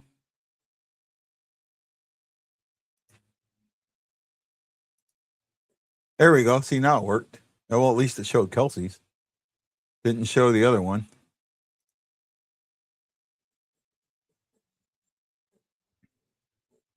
Oh, it showed Chris's. It didn't show Kelsey's. I don't know why.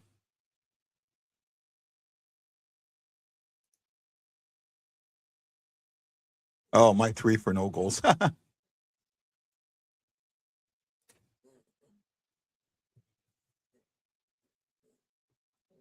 Ooh. 2 quick shots. Blues held the puck for 3 minutes and 28 to 125 for the Kings. They got to keep that up.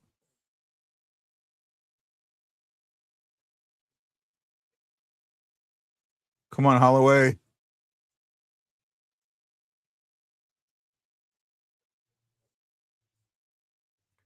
I don't know why Kelsey's 2 didn't show. Don't know.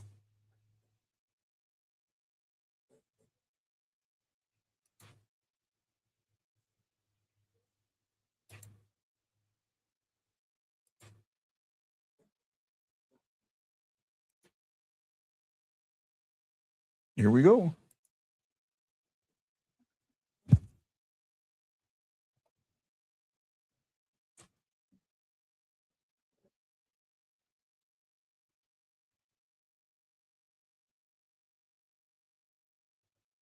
Neighbors is so quick with the puck. I mean, he's quick. He's quick when he has it. He's quick to let go of it.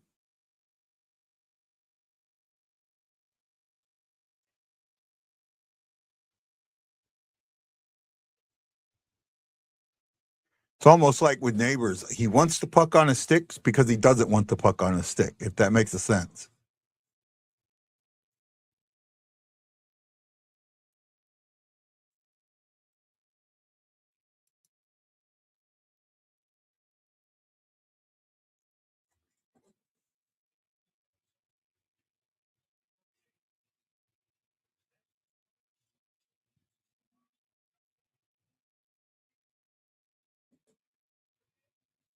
Oh, Hall did not do a good job with that clear. And Bennington makes a great save.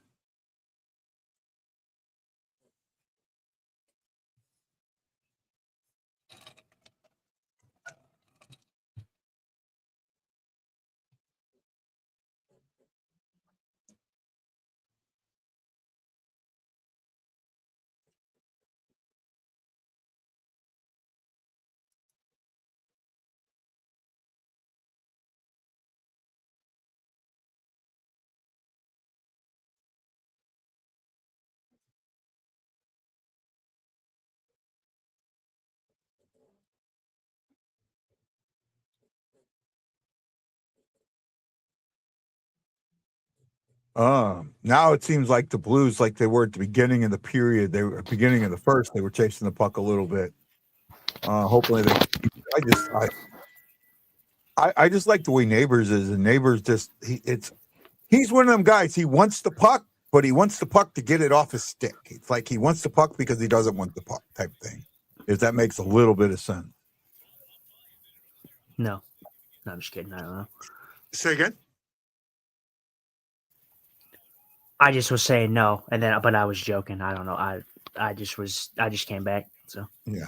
No, because you watch Neighbors. I mean, he's got a quick release. When he gets the puck, it's like he doesn't stick handle a lot. He gets it and he lets go of it right away. He's quick to get it to somebody else. And I'm not saying it as a negative thing. It's just he's one of them guys. He wants the puck, but he wants the puck to get it to somebody else or to get it somewhere else very quickly. well, and I love Jake Neighbors. Jake Neighbors is absolutely a fan favorite. I understand why a lot of people wanted to give him, are on the, give him the captain, wagon and all that. And I know that he is such an intelligent individual for such a young age. But although I love the guy, I can sit here and confidently say Jake Neighbors maxes out for me as at least a baseline second liner. That is as far as I would put Jake Neighbors, and I would be so far as to say Jake Neighbors may just cap out as a third liner in his career, and that's not a negative. We talk about how people are going to take that as you don't know what you're talking about, you don't know this, you don't know that, and Jake Neighbors was the hottest blue coming into the season. He was playing fantastic. He got injured. He never really gained that type of energy again. He's still a fantastic player, but it is not bad for me to say that Jake Neighbors possibly caps out as a third line winger because you need depth. That's what wins you championships is depth. Yeah. So I think he's more than a third line winger. I mean, right now he's a second line winger to me, but he can play on the top line. And you're right. Maybe that injury is slowing him down, but after the offseason, who knows? Maybe he comes right back to it and starts being the Neighbors that we know and love. Mm-hmm. For me, when I look at the players that are coming up through the system, and I just look at who we have right now, Jake Neighbors, that's why I said that I could put him on the second line, but that's as far as I would put Jake Neighbors. Jake Neighbors is not going to be – he can play first line, but he's not going to be a consistent first line player. It's going to take – I mean, everyone's jumping on Carbonell, and I am too, but Carbonell's not going to come in and play first line minutes. Okay, he's not. Oh, absolutely not. Well, and I'm not even saying Carbonell is going to be on the first line. I'm just saying, as from what I've seen from Jake Neighbors, although I love him and I love his game, I don't think Jake Neighbors is going to be a consistent first line guy. Sorry, that's just how I feel. That's just my opinion. Oh, that's fine. I'm just giving your mind back. What happened here? Looks like we're on the power King's play. going to the King. Yeah, King's Byfield going to the box for high sticking. Yeah. I don't know who he high sticks here. Logan Mayu. 5-2 on the Avalanche with 4:39 to go in the second. That's a very, very stupid penalty to take from Quentin Byfield. I don't know what he was thinking on that play right there. Especially with at that moment, the Kings had a little bit of something going. Right, you took it away. Sorry, by the way, I was I'm getting stuff ready because I'm doing this. I'm trying to get back on my eating well and doing this thing. So I'm doing I'm going to be doing a like fasting thing. So I was trying to get prepared for that. Okay, no problem. So I'm gonna try like doing it. Huh? I just had to go to the bathroom real quick. So. Oh yeah, no, you're good. I was going up. I was doing it. I'm doing I'm gonna stop eating after 8 o'clock. So I've stopped eating. This is my first day I'm gonna do this. I stopped eating. I'm not gonna eat anything from 8 p.m. now to I'm gonna try to go until 8 p.m. or not 8 p.m. on Friday, 8 a.m. on Friday without eating anything. So obviously you can drink, you can drink some things, but like you can't drink whatever you want. You can't drink like soda. You can't drink like all that, but I'm going to do that because the health the health benefits that I hear and the success people have with fasting I wanted to give it a try. Yeah, go for it, man. I hope it works. I mean that. I hope it works.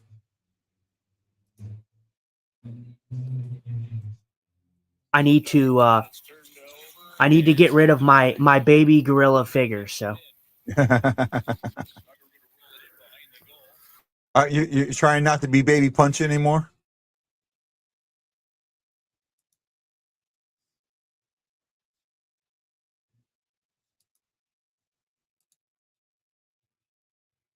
Yeah, I don't know where it is.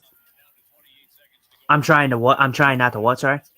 Be baby punch anymore? Oh no, I just was saying I'm not trying to be baby gorilla size anymore. Well, yeah, you know who Punch is, right? No, I don't think so. I mean, Punch, I might, but Punch is the monkey from Japan that his mother let him go, so his trainers got him a stuffed orangutan, and he's like now the talk of the world. oh no, My wife is all over this thing, man. My wife and kids absolutely love this little monkey.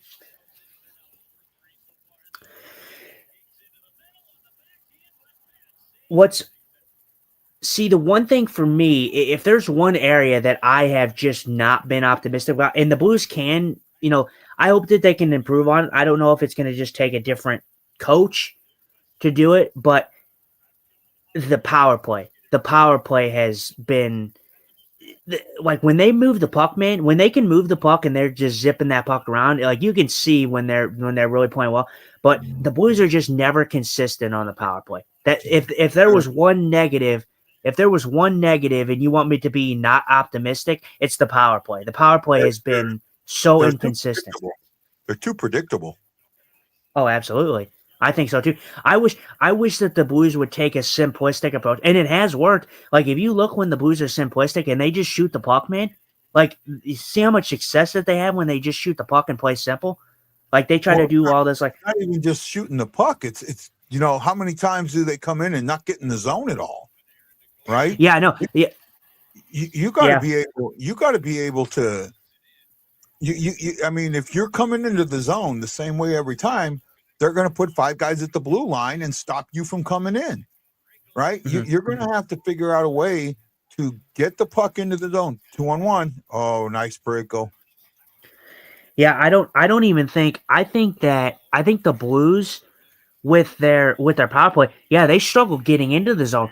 When they get into the zone, the movement is quite nice. When they actually set it up, it's nice.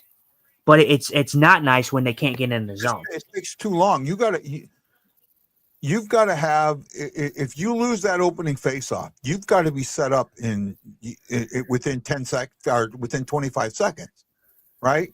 And when they lose that opening faceoff, they go almost a minute before they get the power play set up.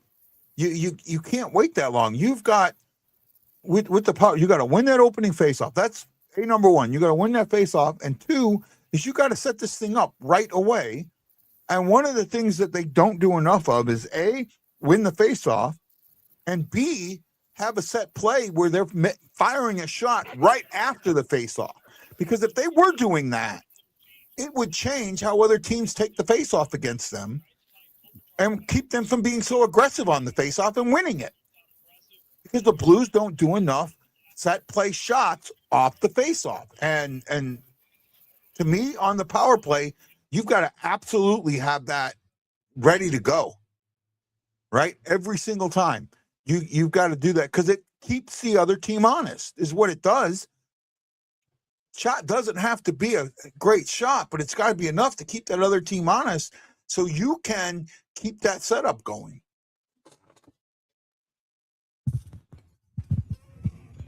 By the way, it's going to be a great question to ask Mike Meyer tomorrow night about the power play and how they set up and what the new guys would. Shock man, quick passes, changing sides, opening the lanes up. Yeah. And they don't seem to do enough of it. The Blues, the Blues got to move. The Blues, sometimes you get into that stagnant state where you just are throwing the puck on the outside. Like they need to get the more movement. The Blues are at their best when they're moving. Well, They gave the puck up, and it's in the back of the net. Oh, they're calling this waved off though. Yeah, might be goal interference. Usually, this is interesting because usually I feel like you don't see this as much, like with the whistling at dead immediately. Like I feel like this is probably going to come back or not be a goal.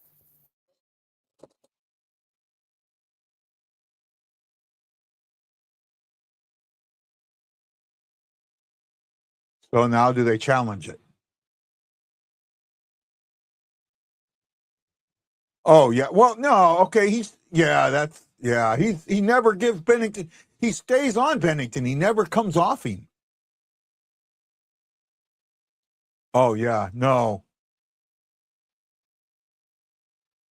Yeah. That's not coming back. That's not going to be, even if they challenge it. If they challenge it, we're going on the power play.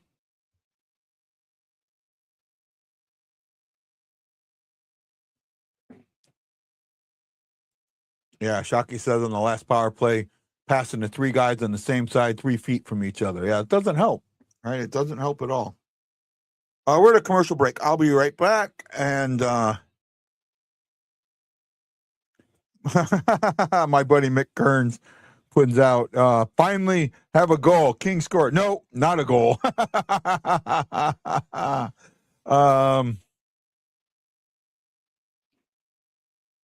Yeah, immediately wave. Okay, I'll be right back, guys. Justin, you got the ball for a moment.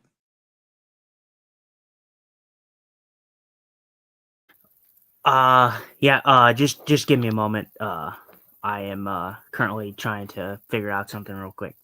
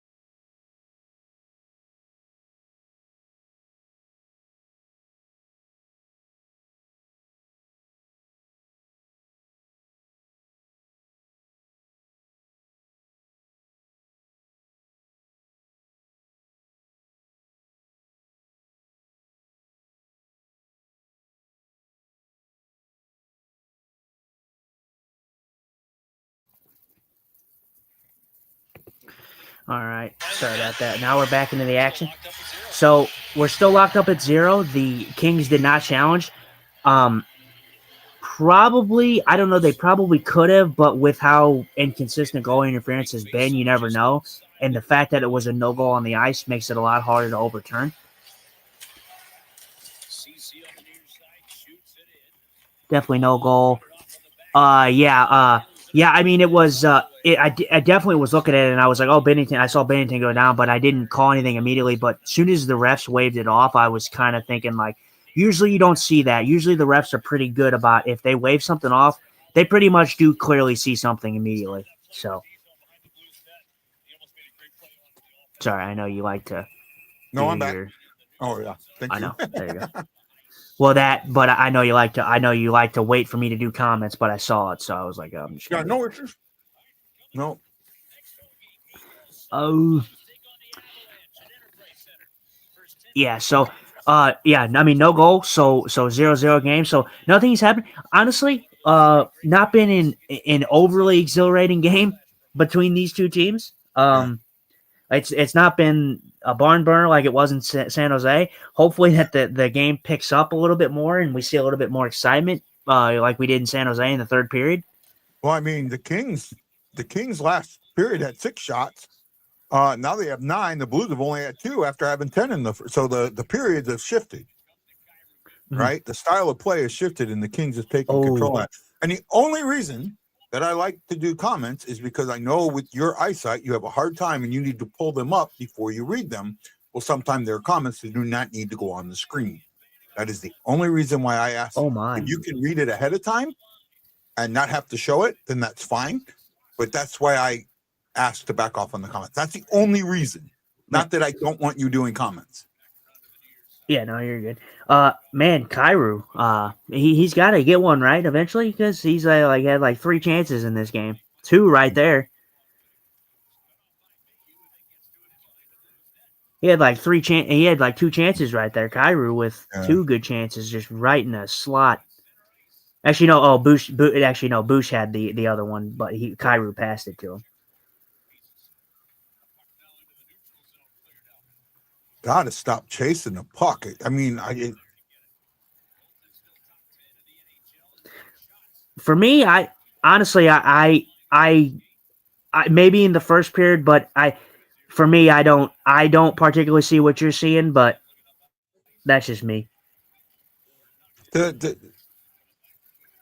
Well, I mean, it's a little better now, but in the second period, it just the way the Kings, for me, chasing the puck is when the other team holds it and you're not setting up any defense. You're just going after them, and they're skating right by you, like you're a step behind. That's chasing the puck, and for most part of this period, it feels like they're a step behind. I could be wrong, but it feels like that.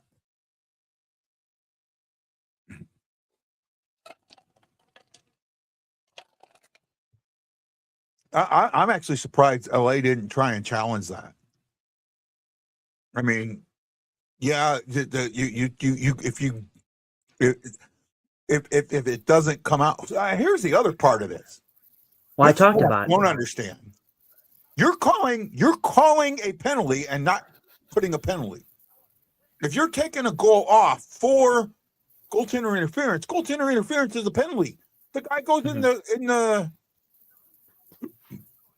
the guy goes in the play goes dead. The play's dead as soon as the goaltender interference happens. So the goal doesn't count anyways, and then it goes in the box. Mm-hmm. Right? That's the way I feel like it should be. I mean, the reason, like I said, first of all, it's the scared factor. The reason that you're not okay with challenging that, it's an important. First of all, it's an important game. It's a 0-0 game. It would have made it 1-0. With how I don't care what anyone says. The coaches, the players, they're not going to come out and say anything about it. But they all know that goaltending interference has been completely bogus, and it's so inconsistent. And the fact that the play was deemed no goal initially is going to make it harder to overturn. Yeah, so, I agree with that. That's why it was not challenged. Because you could have said that he was pushed into Bennington, but he stays on Bennington. That's the thing, right? He may have been pushed in, but he doesn't release. He stays on Bennington, and that's what I think makes it the goaltender interference. But it's still, in my eyes, it's a penalty. Call the penalty, right? If you're waving a goal off for goaltender interference, this is the thing. This is the argument that I hear. But they took the goal off. Well, hold on. If it's goaltender interference, the goal never goes in because they have the puck. The play gets whistled dead anyways. So the fact that they took it off doesn't matter. Oh, I like that. Like that. So you're not seeing it. They're showing the Kings Mexican heritage jersey, and I'm not a fan of other jerseys. I like this one. I need to tell my daughter she needs to figure out how to get me one of those. So obviously, this is also a factor too that the Curbs and Joey just talked about. Blues have 11 missed net opportunities in this game, and they missed the net 11 times. Their average in a game is 12.5 shots missed. Yep. That's 11 in one game. And you still have a lot of hockey to play. So that's 11. The Blues are getting their chances. They need to hit the net. Yeah, that's at 11 in half the game. Well, they need to hit the net. If they can hit the net, we may be looking at a different story here.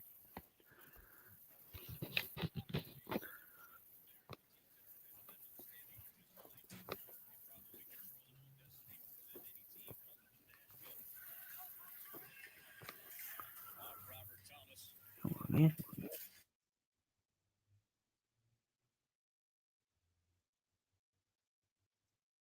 Offside.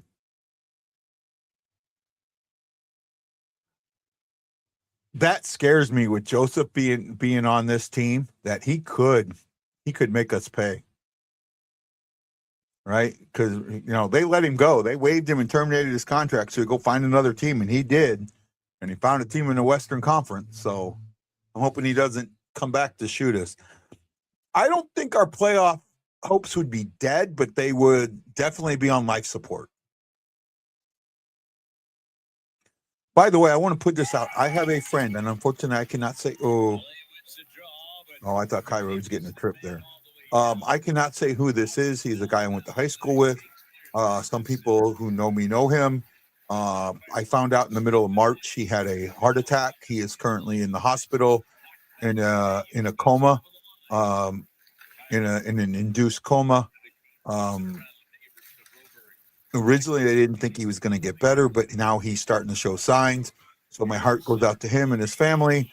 And please, if you can, put Guy's classmate, and I'll give you his initials, and that's all I'm going to say. And don't try and guess who it is. Just put Guy's classmate DA in your thoughts. I'd appreciate that.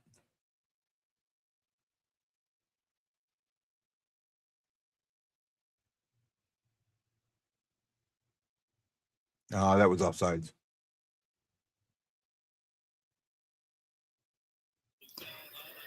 Man, Kairu's inching for one. Man, he's got to hit the net. I mean, I think Forsberg got a piece of this one, but he's got to start picking these corners here or something. Yeah, well, they're talking about it on the Kings about how Kairu's had this period at least 3 solid chances. Oh, absolutely, right in the slot. He's got to hit the net, and he's got to do a better shot placement or something to put these pucks in.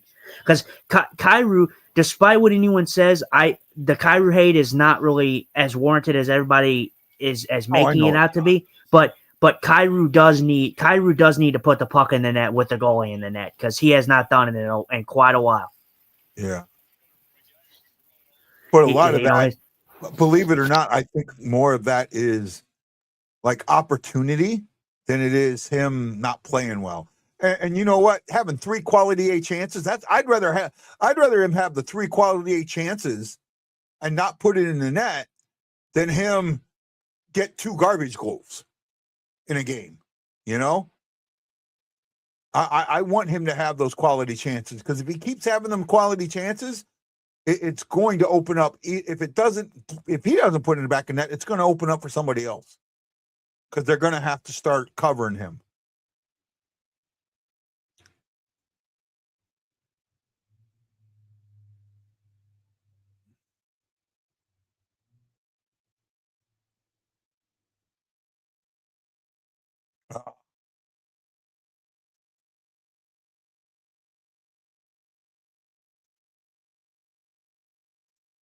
Borski threw it just a little wide there, Bergeron.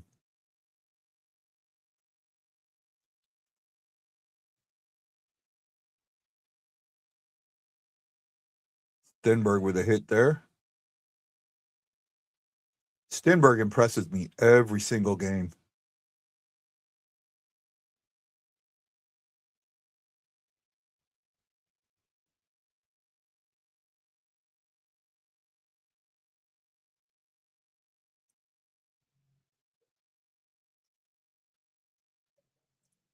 Oh!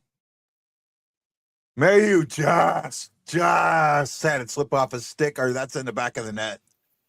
That would have been oh man, that would have been disgusting if he put that in the net. Thomas with an absolute threat. It just slipped off his stick. Yeah, and that was Thomas. Thomas is finally becoming a playmaker. Right? Finally. I think Thomas put too much emphasis on trying to score goals instead of being a playmaker earlier this season. And here lately, with the guys that he has around him, instead of him trying to put the puck in the back of the net, he's tried to be a playmaker. Oh, that's the way I feel. I could be wrong. Well, I mean, I guess in a grand scheme, but again, I talked about this earlier in the season. It's hard. Thomas is getting consistent. He's getting a consistent set of two players. He's got Holloway and Snuggerud, which he's had for a while now since the Olympic break. They've kept with that line.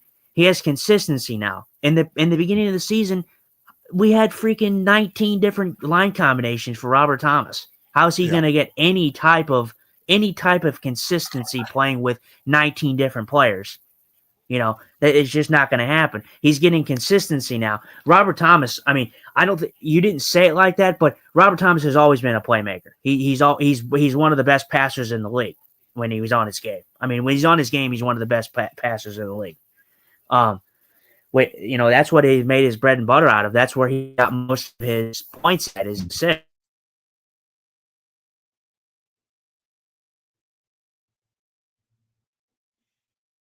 No, you're good. You're good.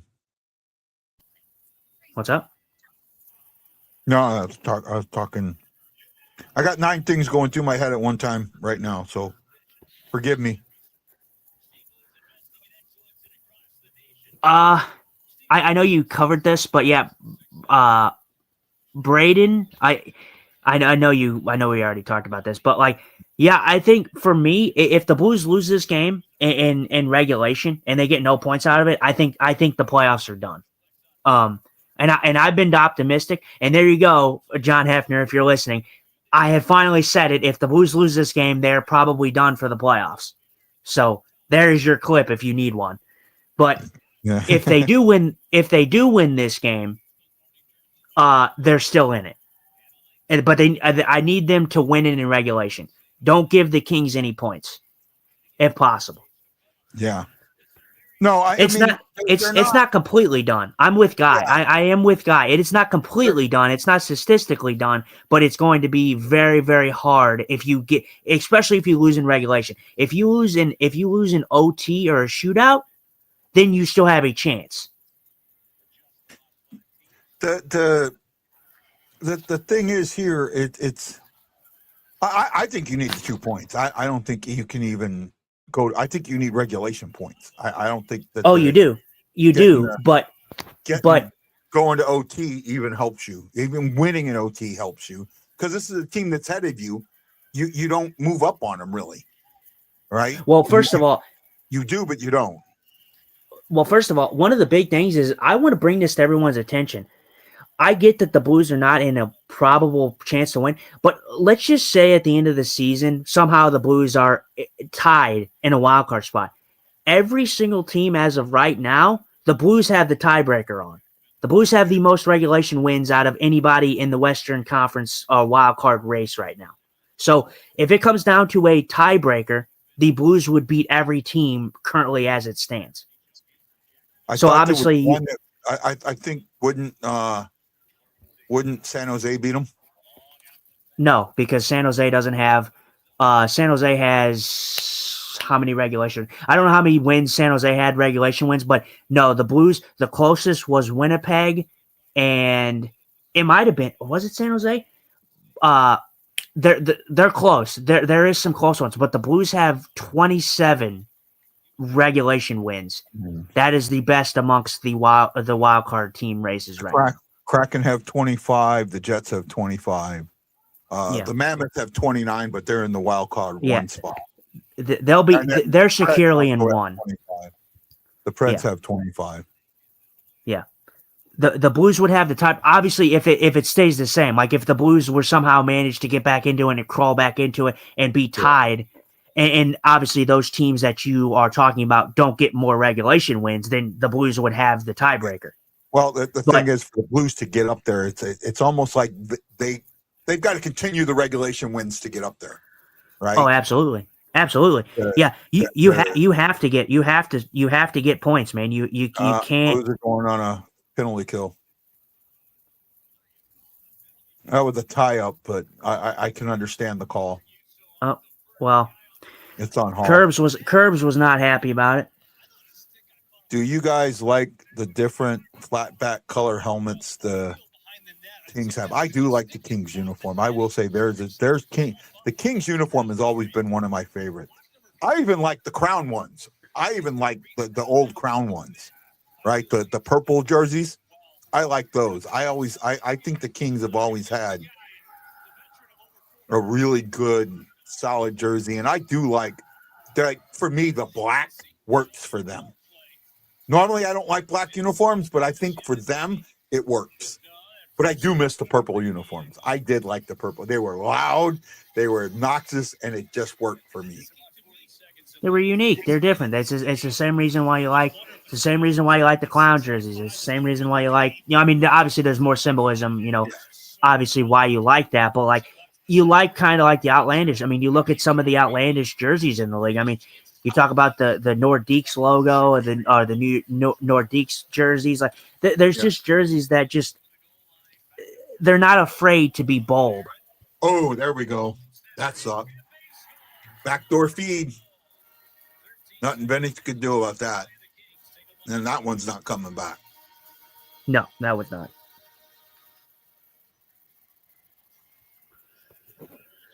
Well, now you got to really focus.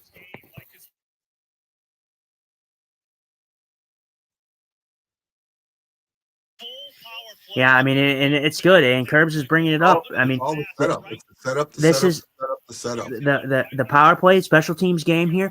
The Kings and Joey said it. The Kings have done the Kings have been lifeless 5-on-5. Yeah.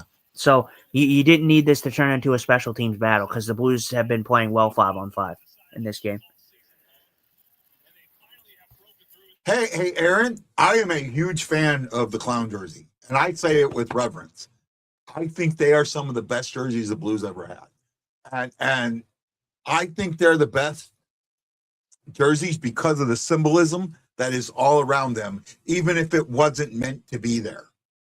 Like I've been told that the red had nothing to do with the blue, the color, the St. Louis flag. And you know what? Great. But I look at it and say it does. Right? Is the 90 jersey the clown one? Yes.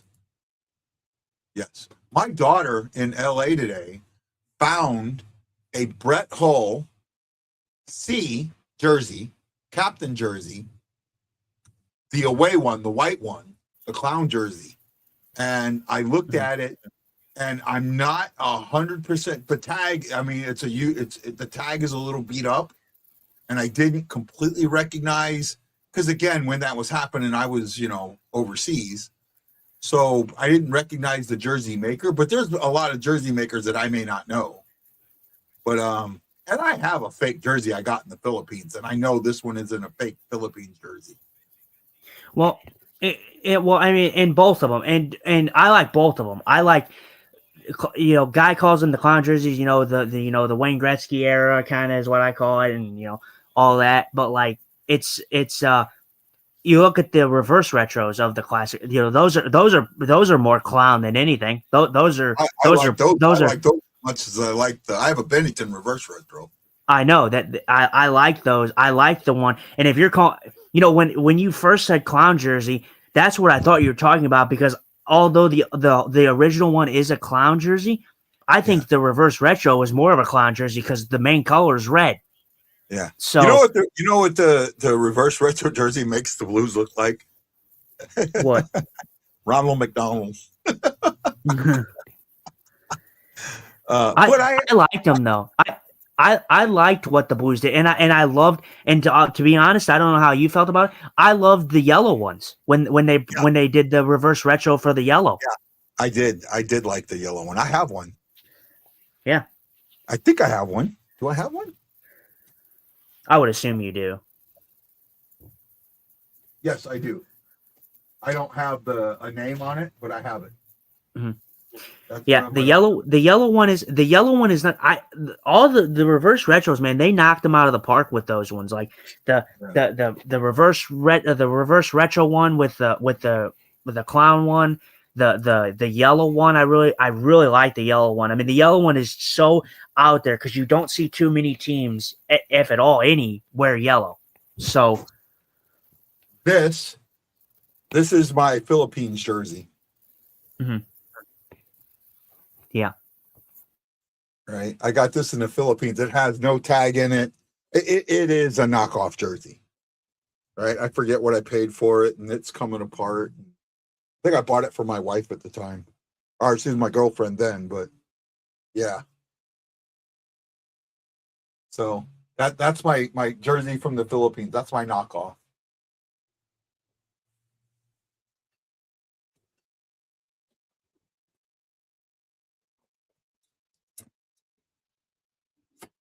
This is my other fake jersey. It's got a, you can see from the front of it, that's something the Blues never wore, right? Justin, this is something that the Blues never wore. Yeah. But it's a signed Brett Hull jersey. Mm-hmm. Right. So 1-0 Kings after 2. Kings definitely ended up controlling this period. But the Blues are not out of this game by far. No, I mean it's only a one shot game, 1-goal game. You tie this up in third period. Obviously, I thought the Blues played a good game 5-on-5 in the second period, and the special teams killed them there. In the end, they got the goal.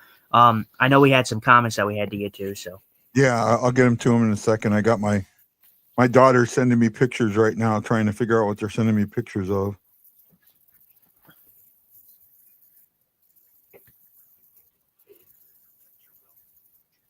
Trying to figure out what they're sending me pictures of. Give me.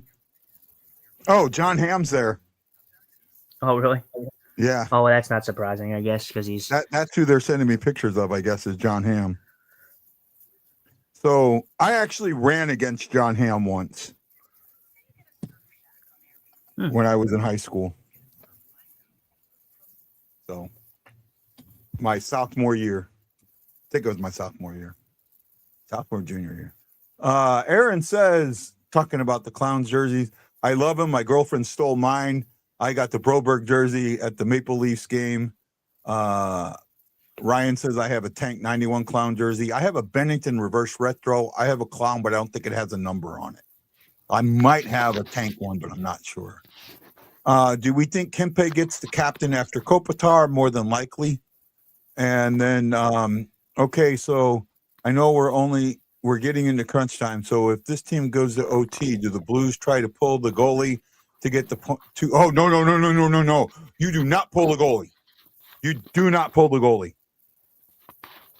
If it's in overtime, you do not pull that goalie. Absolutely not. Do you know why? No. Do you know why you don't pull the goalie? There's a reason why you don't pull the goalie. And it's first of all, it's 3-on-3. Why would you don't need to pull the goalie? That's something you're not going to do. That would be an aggressive, bold move by any team. But again, this is an important game. You're not going to see that. First of all, the Blues got to tie it up. They're still down 1. I think they've been good 5-on-5. Hopefully, they keep it that way and not have to kill off any more penalties. Yeah. Got to keep it 5-on-5. The Blues only took 4 shots that period after taking 10 in the first, and now they're behind. After the first, they led in shots 10-6. Now they are behind 19-14 after the Kings took 13 shots that period. Kelsey's tapping out. The reason that you don't pull the goalie is simply this. If in overtime, 3-on-3, you pull the goalie and they score, how many points do you get? 1. Because you lose in overtime. None. You lose the loser point. And I hate calling it the loser point. You lose it. Oh, well, it happened last season. Oh, well, that's a stupid damn rule anyways, if I've ever seen it. No, it's not. It's to prevent, absolutely prevent that from happening. The pull the goalie because we got to score anyways, because we've already got a point. No, they take that point away, and it makes that point is really important. So no team should ever pull the goalie anyways 3-on-3. That's the stupidest shit I've ever heard. That's it happened last year. There was I forget which team it was, but they had to win the game. They had to win the game because to make the playoffs. So and it was the last game of the season. So by pulling the goalie, if they win the game, great. If they lose and get 0 points, it doesn't matter because they weren't making the play. It wasn't going to change anything. Minnesota last year, yeah. Right? The rule first came into place by LA Kings in the early 2000s. I don't remember why it came into place, but yeah. But I do know. So that's the thing. You pull the goalie, you're losing. You're losing that. You're taking a chance at losing that point that you most desperately need right now. Right? And the Kings, they win this game, they're in that playoff spot. Right? They're in that playoff spot. And the Kings have 2 games against the Predators. See, that's the thing that scares me is the games that teams have against the teams above us remaining. Because that means that one team is going to win, or worse yet, it goes to overtime and one team gets a point anyways. 3 points get given out. So it just that's why I feel like the Blues are on life support. Not that they're dead, but they're on life support, if that makes some sense. Yep. I want them to do good. I really, really do. But I'm concerned. Not right now, Wendy. I think we're good, bud. I think we are good right now. I know there's only 2 other games going on. Actually, there might be just 1 game going on now. The Canucks are up 6-4 with 16:24 to go in the third, and I don't know if that's up to date. Let me do a refresh just to make sure. Yes, that is dead on. And then the Ducks at the end of 2 are up 2-1 on the Sharks. That's actually good for us. That's good for us, right? Even with the Sharks, with us losing that game to the Sharks the other day. F in the chat for my fantasy hockey team in the championship game. Yeah, I didn't make the playoffs this year. I kind of just dumped on it. The guys played. I had so many guys that did not play well in the first half of the season that it's just, there was no way I was getting back into it. So, who knows? Maybe next year will be a little better. What do we got here? Come on, give us some comments. Help us, Rhonda. Help us, Rhonda. Help us, Rhonda. Help us, Rhonda. Help us, Rhonda, have something to talk about. Come on, a little funny? Justin's going, no, jackass, not in the least bit.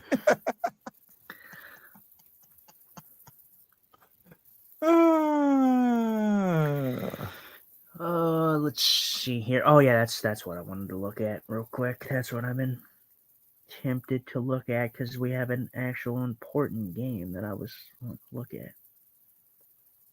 Yeah, the Canucks beating the Avalanche right now. Like I said, that's kind of what I mean. There's a lot of stock being put in the Avalanche games, and they're going to be a tough game. But this is what I mean about the Avalanche. The Avalanche have, they still want to have some humility and all that, and they want to go in strong to the playoffs. But it's a team that's already clinched the playoffs. They don't have anything to lose, so they're not going to put 100% effort. They're gonna try to reserve some guys for the playoffs. So, Wendy, who's going in the Blackhawks inaugural Hall of Fame? Who's going into it? Are they kind of doing what the Blues did, where the Blues did all of the Hall of Famers and all the retired numbers, and then had a class, or do they have just a class? I could think of at least 4 guys from the Blues that are from the Blackhawks that should go in almost automatically, right? Glenn Hall, Bobby Hull, Stan Mikita, and maybe who's somebody else I just can't think of right now. Oh, they had somebody else. Who did they have that was like a really big badass defenseman? An old-time defenseman, not newer. Old-time, like original 6 time frame. Well, there's a Blues fan. So the Kings are doing their thing. There's a Blues fan in a great Gretzky jersey standing right behind the camera, right behind him. He's standing right there with that Blues jersey on. Right? Phil. Go for it, dude. I love it, man. He's doing this with the jersey. I love it, man. All right. Hopefully Wendy answers. Are we still there, guys? Are you still with me?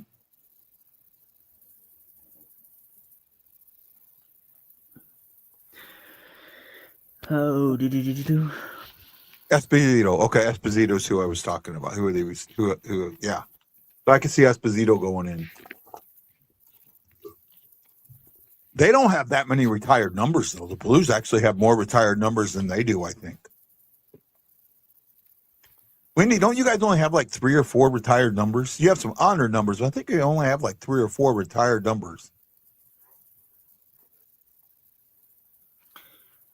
So this is a big one. Say again? And I just was saying that this was a big one. That this was a game that we got to look at as well.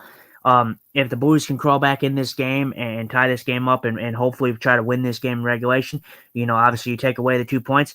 And as of current time, the Ducks are up 2-1 on the San Jose Sharks. So that's a game. If the San Jose Sharks lose, they're missing 2 points there as well. So I think I said that a little while ago. Right. Okay. Blackhawks inaugural Hall of Fame class is all retired numbers. Duncan Keith, Steve Lamar, and they just added Troy Murray. Duncan Queef. Yeah.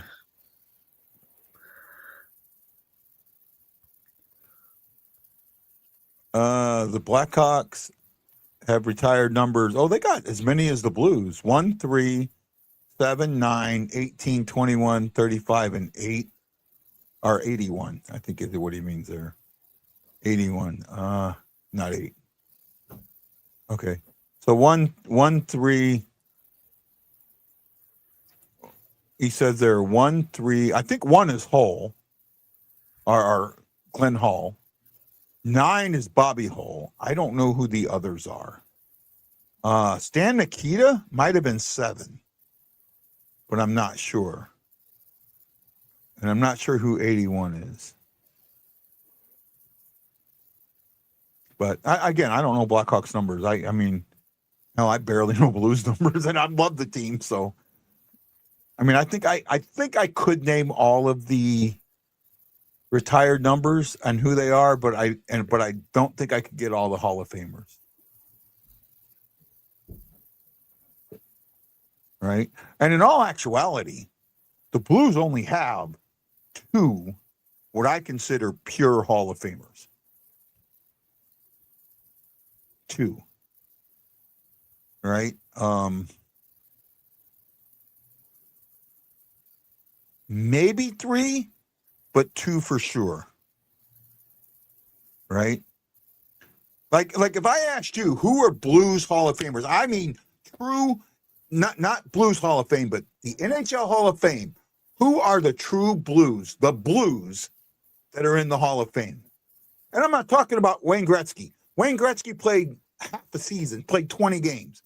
He's not a true Blue. So that gives you an idea of where I'm going with that. Right? So who do you think of is a true Blue in the NHL Hall of Fame? I can only think of 2. Maybe 3. Maybe 3. Maybe. Who do you have? I mean, a lot of these guys probably weren't even in, like, I mean, probably the guys that you're talking about probably weren't even in my time. Nope, they weren't. I mean, I would assume is Kelly Chase in the Hall of Fame? No, he's not. Okay. Who else could I be thinking of? I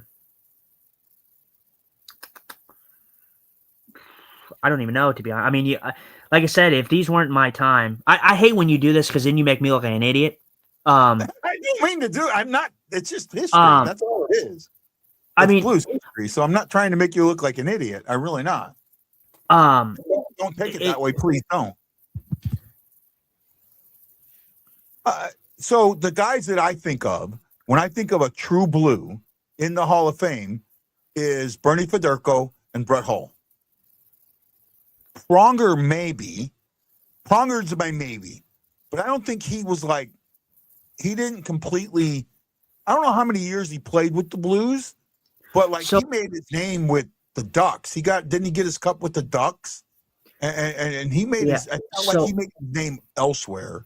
And then Al McGinnis, same thing. Yeah, it felt like he made his name elsewhere. Right? I get that would have been the only guy. Like, the first two, yeah, I could see that, and then but the third guy would have been for me Al McInnis. I wasn't alive at that time, but obviously I know the name. The name is I do think it does have some value here in St. Louis. So that would have been the only other guy that I would have added to that.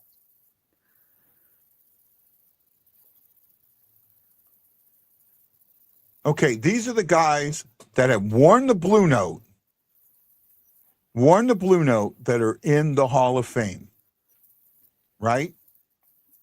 Glenn Anderson, Tom Barrasso, Martin Brodeur, Guy Carbonneau, Bernie Federko, Grant Fuhrer, Doug Gilmore, Wayne Gretzky, Glenn Hall, Doug Harvey, Dale Harlechuk, Phil Housley, Brett Hull, Paul Correa, Guy Lapointe, Al McGinnis, Dickie Moore, Joe Mullen, Vladislav Nebodowski, Adam Oates, Jacques Plant, Chris Pronger, Brendan Shanahan, Peter Stastny, Scott Stevens, and Pierre Turgeon. Those are the guys that are in the Hall of Fame that wore the Blue Note. Only two of them really sit for me. I'd have to look at Pronger. I don't know enough from Pronger about how much he played in St. Louis. He played 9 years in St. Louis. Couple of years in Hartford, year in Edmonton, 3 years in the Ducks, a couple of years in the Flyers. Yeah, I guess you could say that Pronger was more of a Blue than he was anybody else. I could give Pronger. Right? And then the other one that I think is close would be McInnis. And I'm almost certain he played the majority of his time somewhere else. Flames and Blues. So, yeah, he played the majority of his career with the Flames. 1, 2, 3, 4, 5, 6, 7, 8, 9, 10, 11, 12. Like 13 years he played before he came to the Blues with the Flames. So, I don't know. I think I don't know. It's kind of rough for me, but you could go either way, right? And the first 2 years he was there, he played less than 20 games, but then he starts hitting his real spot. So, I lost Justin. The Blackhawks will have more jersey retirement soon. Duncan Key, 2 for Keith, 7 for 19 for Taves. And there should be Troy Murray, and it should be Troy Murray and 88 for Patrick King.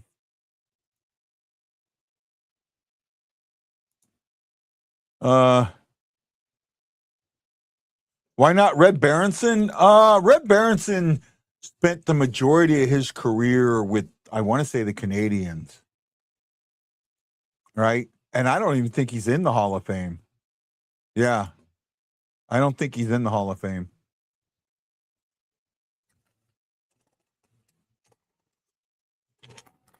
Well, here we go, guys.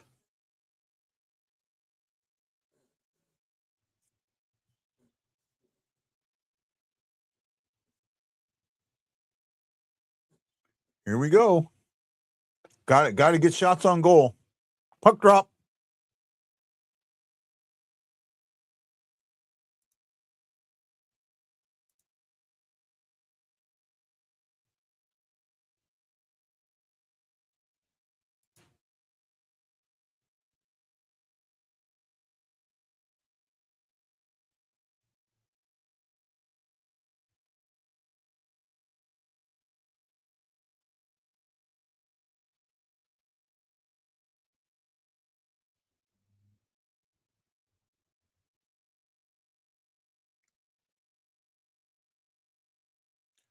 Red Berenson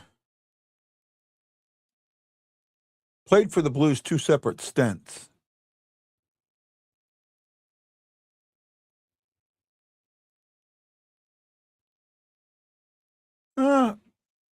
Berenson's a tough one, but Berenson's not in the actual Hall of Fame.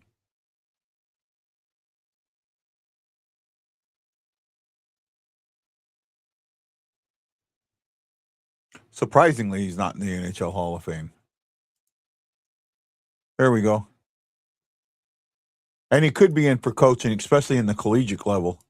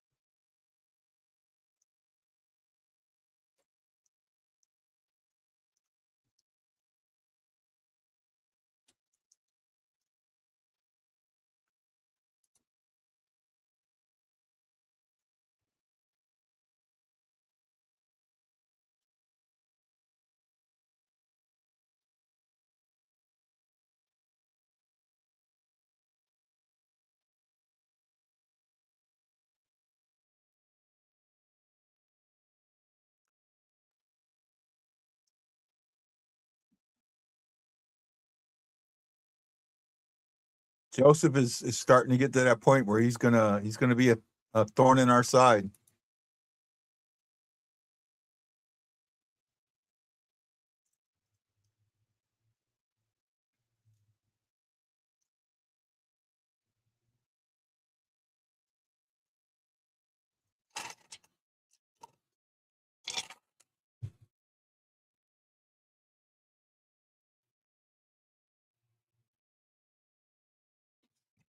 Looks like that was an accidental whistle.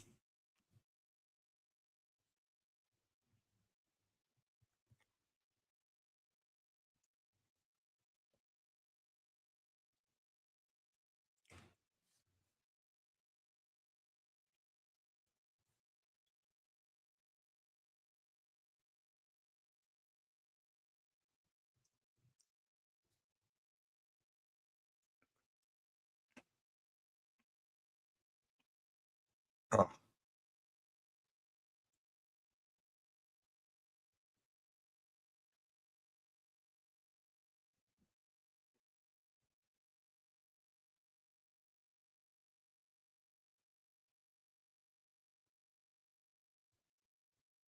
Fowler might have gotten hurt, and Finley's coming to his aid.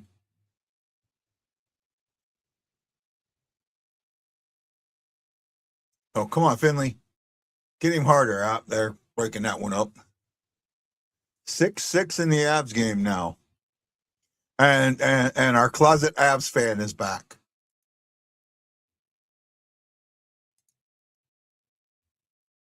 Oh, it's 7-6. It's 7-6 Vancouver with 5:03 in the third. Jack Finley. I mean, this one got hit. This one got broken up pretty quickly. What is it? The LA player just pretty much went for a hugging match right there. Yeah. He didn't really want to. Well, he throws a. This man throws a. after the shoulder hit. It's just it's awkward. Okay, yeah, they didn't show the the thing that happened before, the hit that happened before. Oh well, they did on my feed. Oh, okay, yeah. So yeah, they didn't show it on this feed though. Yeah, no, it didn't look like a dirty hit. Yeah, that was more like a hugging match. 5 for hugging. Yeah. But good for Finley sticking up for the team, playing for each other. So Finley and Ward both get incidental minors. Or no, he got fighting majors. So no penalty there. Who's got to get one in the back of the net? They got to show some urgency here. That's the only thing that I don't feel like I've seen from them this game yet is any sense of urgency. It's like they showed it in the third period against the Sharks, but it just took too long for it to come up.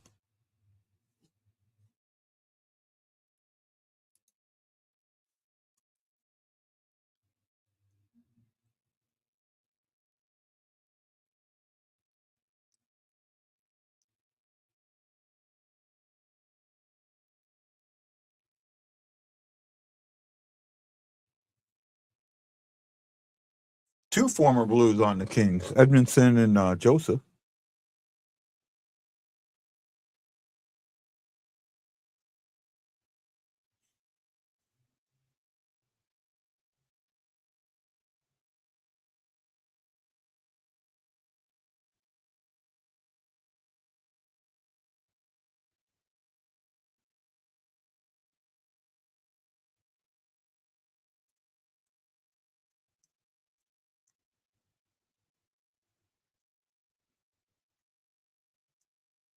Come on, Thomas.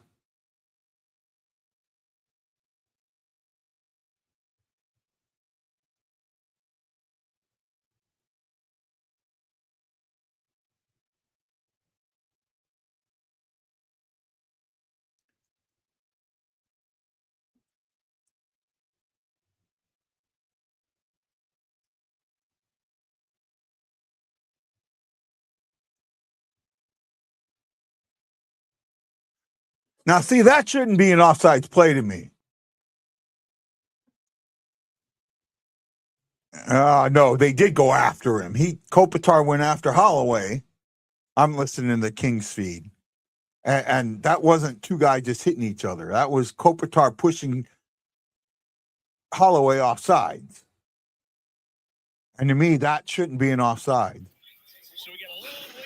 Yeah, if anything, I feel like you don't see it as much. I feel like you don't see it as much in like real-time hockey in a sense, because I feel like most people, you just don't see it in much in situational. But I honestly feel like in those situations, those should be interference calls. Yeah. Those should absolutely be interference calls. That could have been an interference call. They're trying to play it off on the Kings broadcast. Oh, he was just skating around and ran into him. No, it should have been an interference call.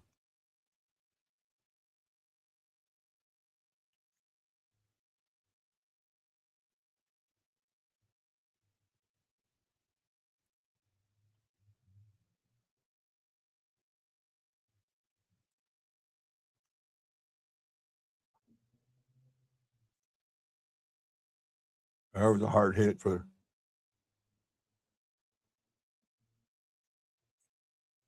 I really do like Broberg and Mayu playing on a pairing together.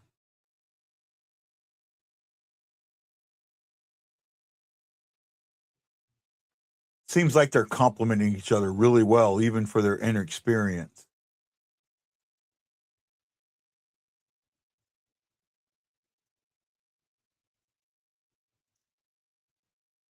And Bennington says, no, thank you.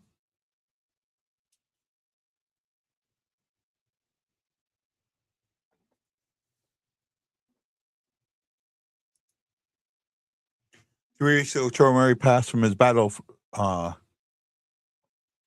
cancer. He's truly missed. His radio calls, president of Blackhawks Alumni Association. All around great guy, which is why the Muse is added to the Hawks Hall of Fame. Good for him. I know, Wendy. You're, I love you to death, Wendy, but sometimes time and place, but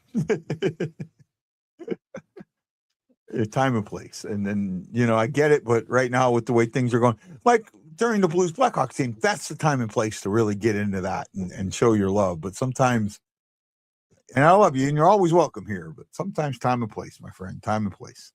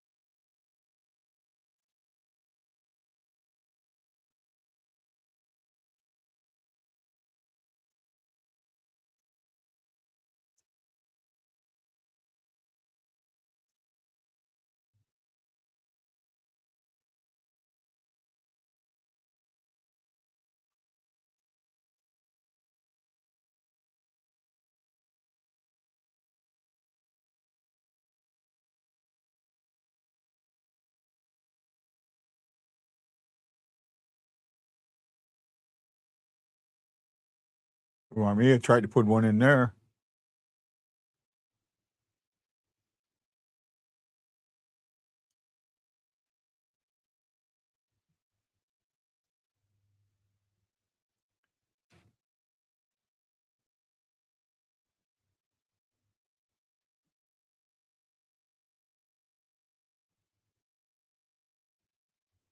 Oh, Pareko was on his offhand.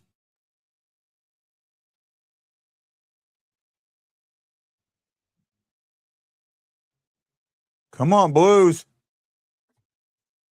Hawaii Blues fan, we're bleeding blue with you. Let's go Blues! Let's go Blues! Let's go! Felt like we needed that.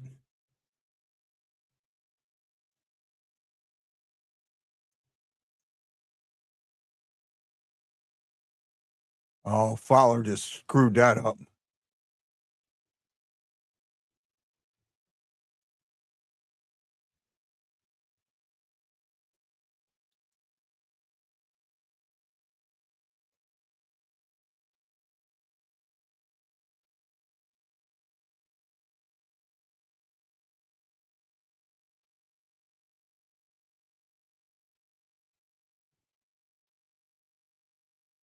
Off a stick and out of play.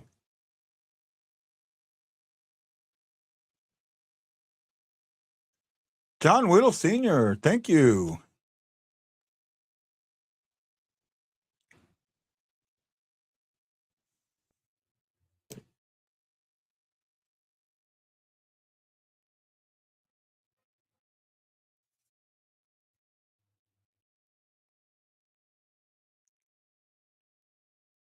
Ah,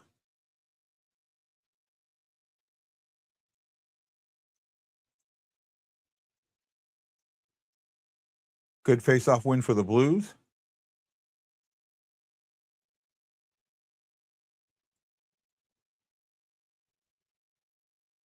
Oh, that was a high stick. Yeah, they called it too. Yay, they called it.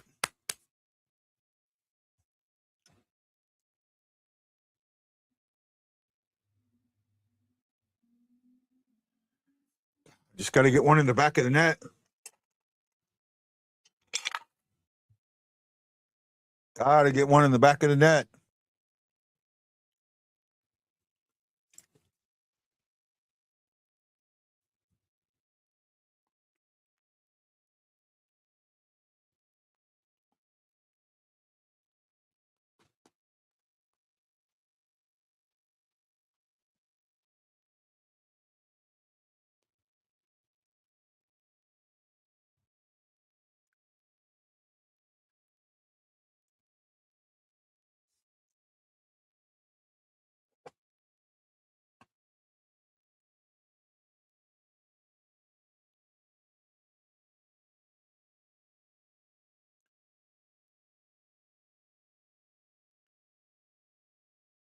Another offensive zone faceoff coming up. 11:21 to go in the regulation.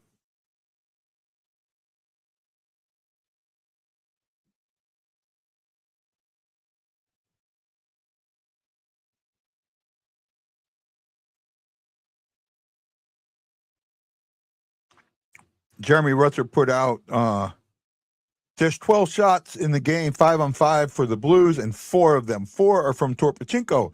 Not going to win many Westman games with that being the case, and that is absolutely true. But I mean, I thought Kyrou had, maybe some of them were on the power play, but I thought Kyrou had a bunch of shots. They've got it. Well, they've got him. Kyrou's got, wow. Any guess how many attempts Kyrou has?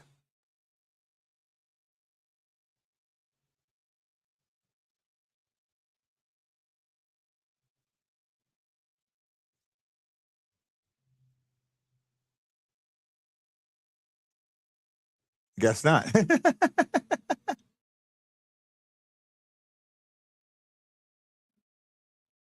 Dismissed. 6. That is low. 10 attempts from Kyrou. 3 on net, 4 were blocked, 3 missed. 10 attempts.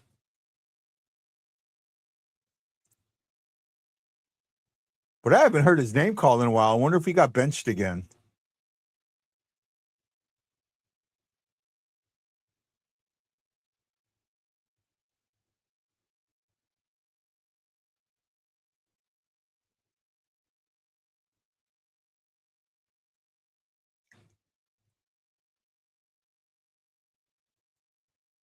No, he's got 19 shifts out there, so.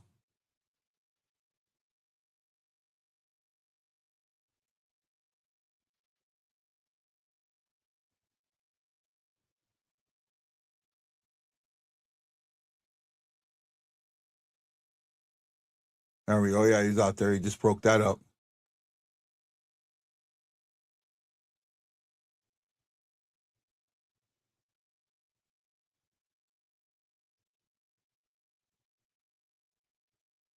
So saved by Bennington. Kings are swarming. 9:26 to go in the third. Oh, that was close.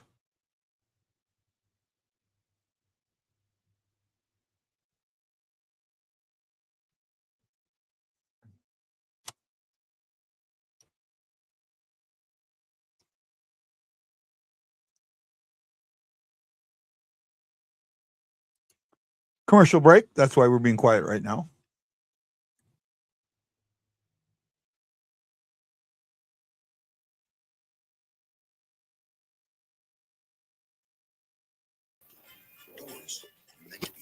I'm just kind of taking a note of what I'm seeing in this game and how they're going to close this out and how they're going to try to come back in this game. I mean, it's a one-shot game, one-goal game. Yeah.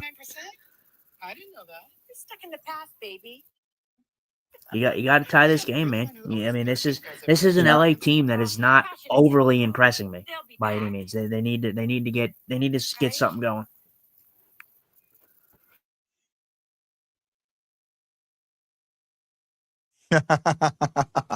Dante's Inferno is blowing up.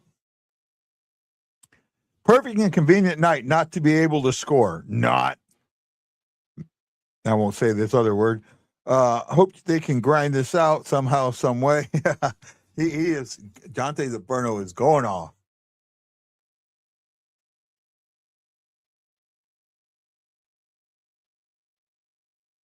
I don't know if they like when the NHL does that, where they turn the game into a cartoon. I'm not a fan of that.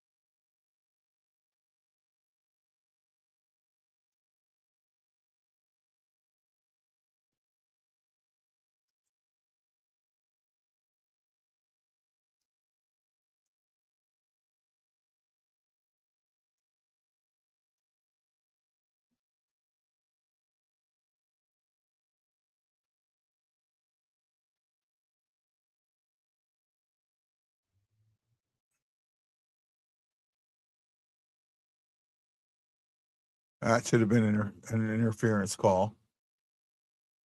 They're just not calling interference at all, and it needs to get called a lot more.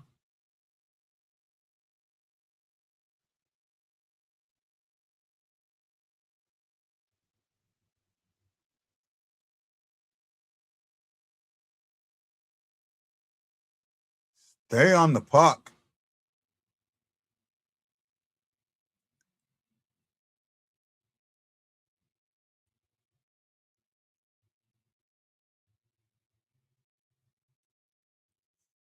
Out of play.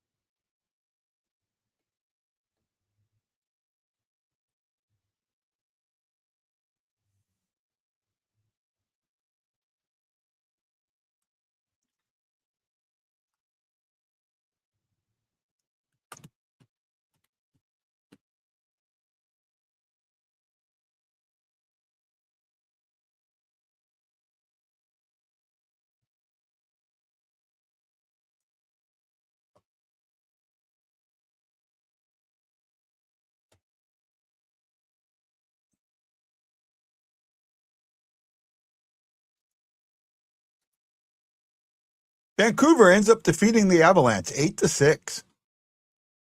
Ducks are up 3-2 with 9:55 to go in the third on the Sharks. Ducks are doing what they're supposed to. Now if the Blues can do what they're supposed to.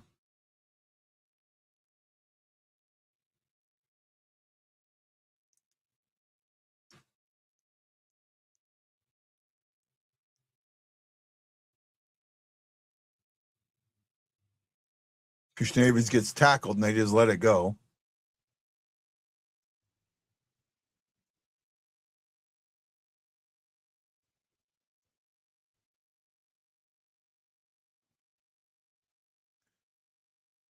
Oh, Broberg.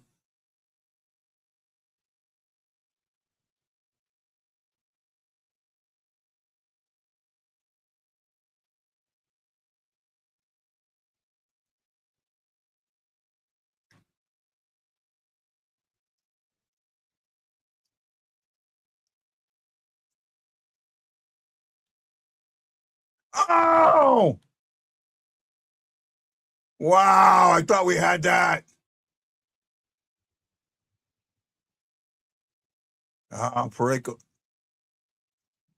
Swarming, come on. Put this in the net. Ah.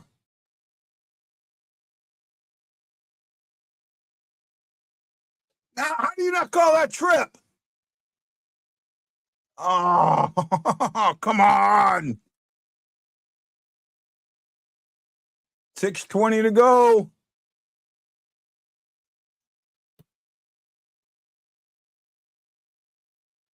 Shots 22-20. Blues are definitely taking their shots this period.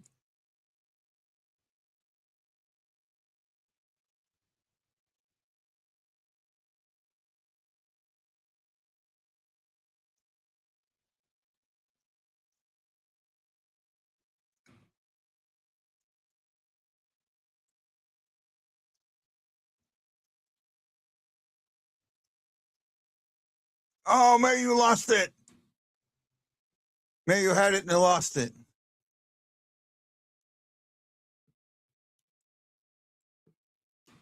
$5:30 and counting.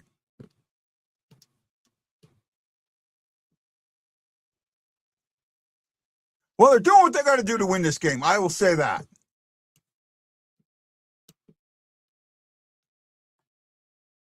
Last commercial break.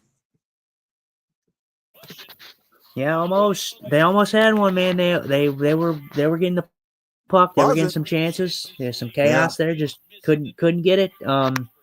We're seeing it again. We're seeing that push. Hope they still got enough time to get one.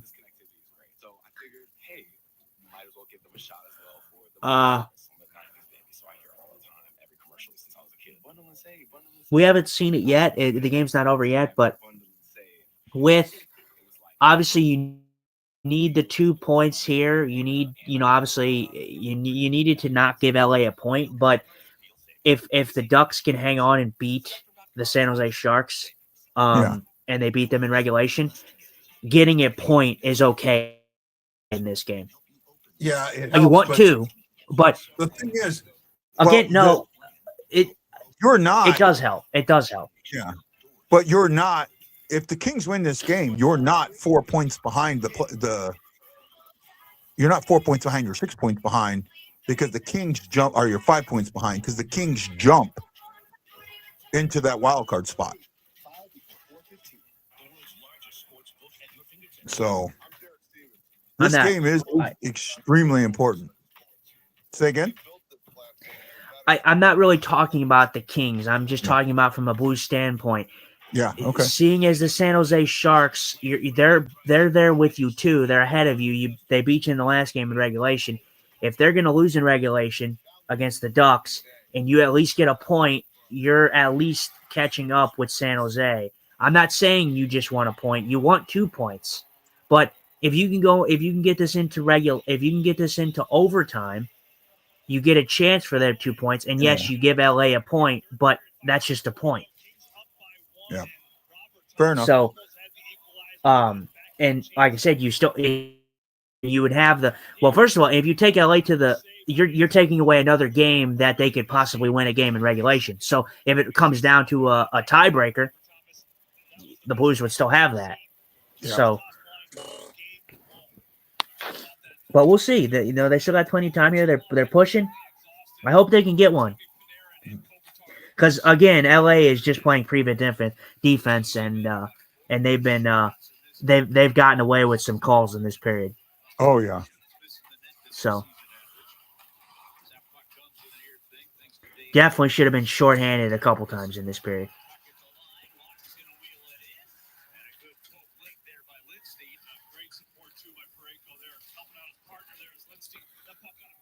See, and this is one of those games where your defense isn't failing you. I mean, obviously you gave up the far side cross crease power play goal, but your defense isn't failing you. Your offense is failing you in this game. No, your offense definitely is failing you in this game.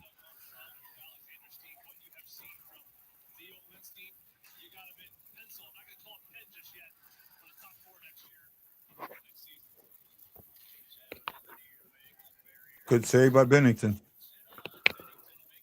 Shots 23-21.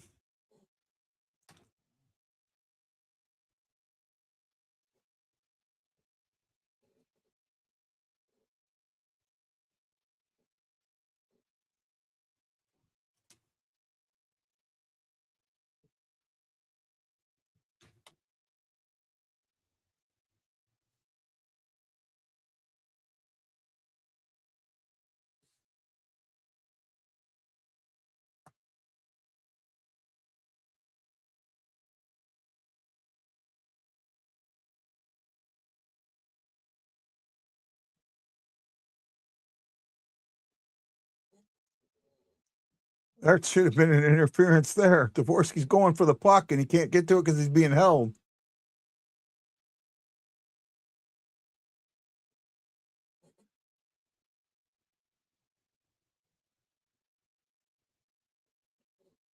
Four minutes to go.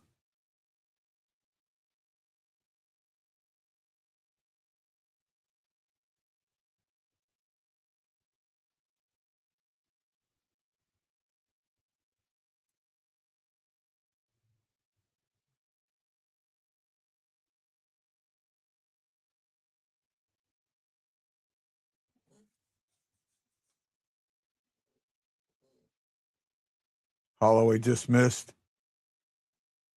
It's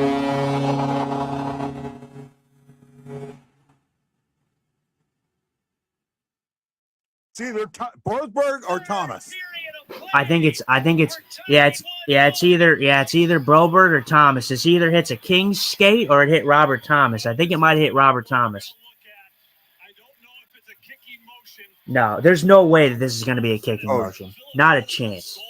I could be wrong, but we'll see.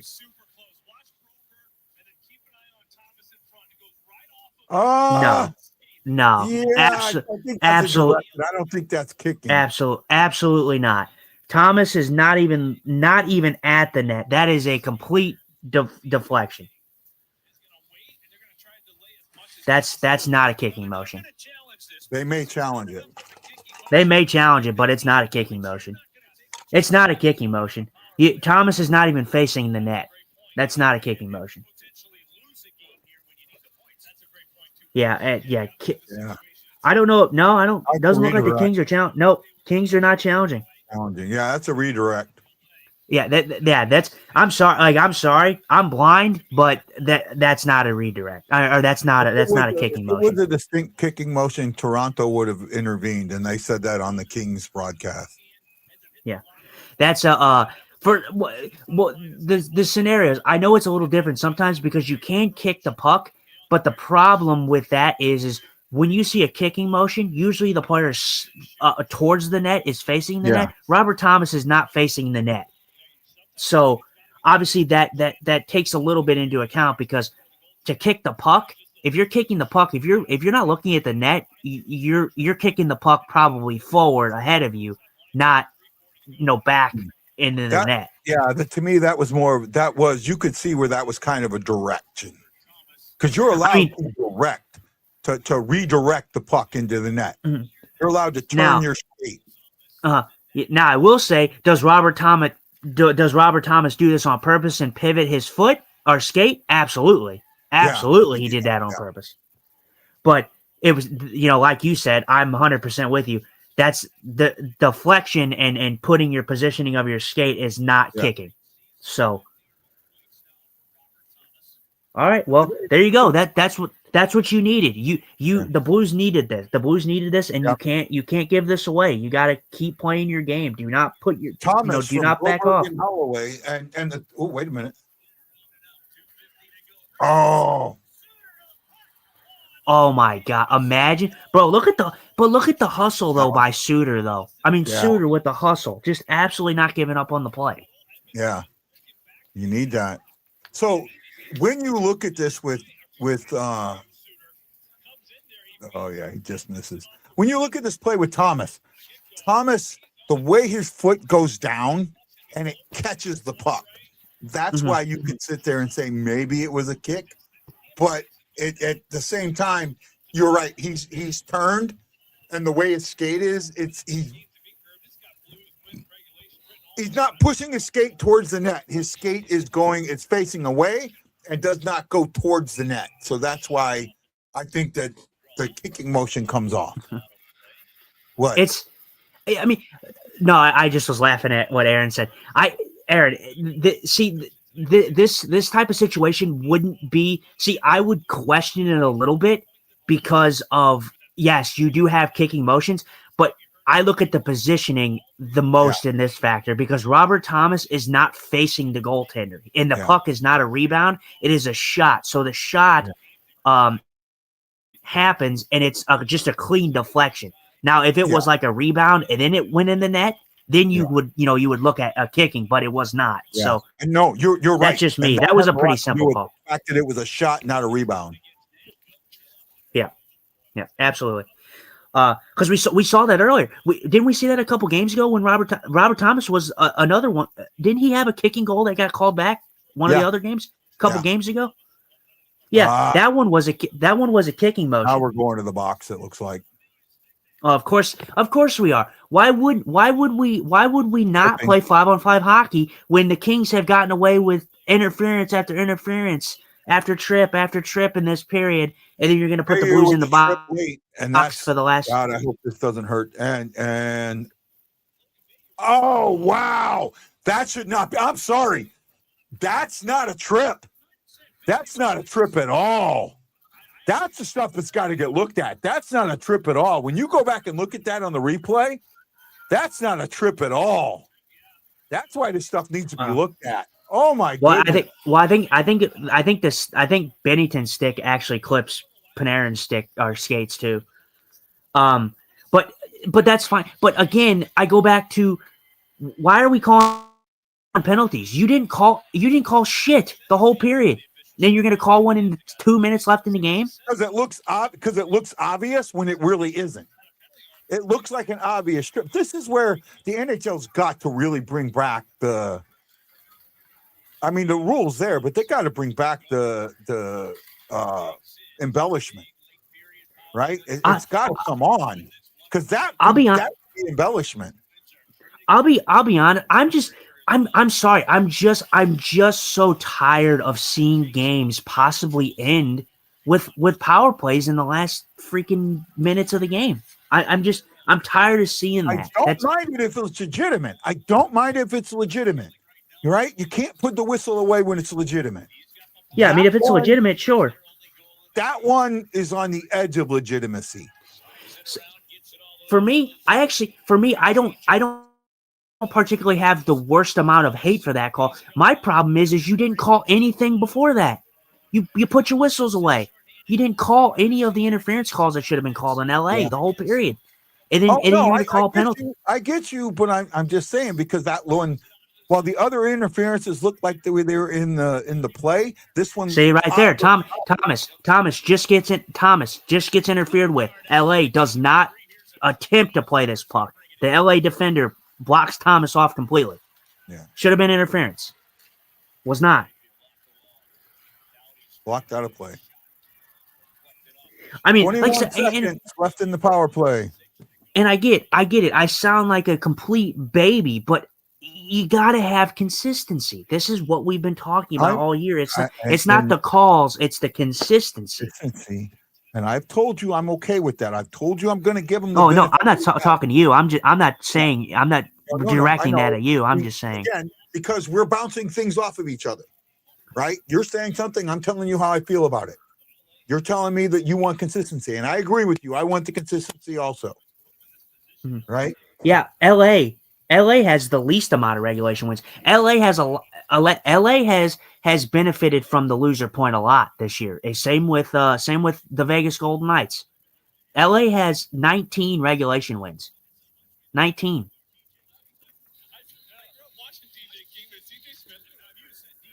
Well, we'll see. 26 seconds left.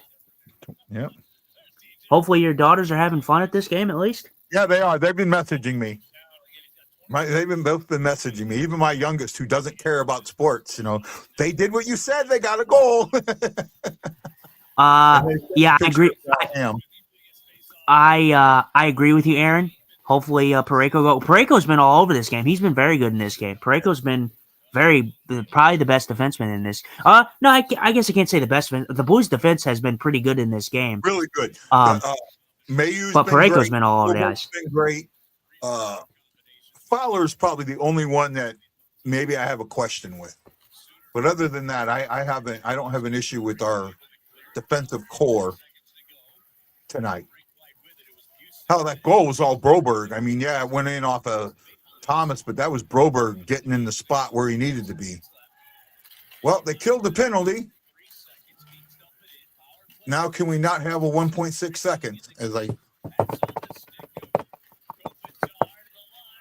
And there we go. We're going to bonus hockey. There you go. That's what you needed, okay? So that's what you needed. You needed, and I hate to say it again. I'm going to say it. This helps you in the end because although, you want to 2 points and you do give LA a point, but the positive with this is you don't. First of all, late in the season, if say you come down to a tiebreaker with an LA, you're going to win that tiebreaker because first of all, they don't have enough regulation wins.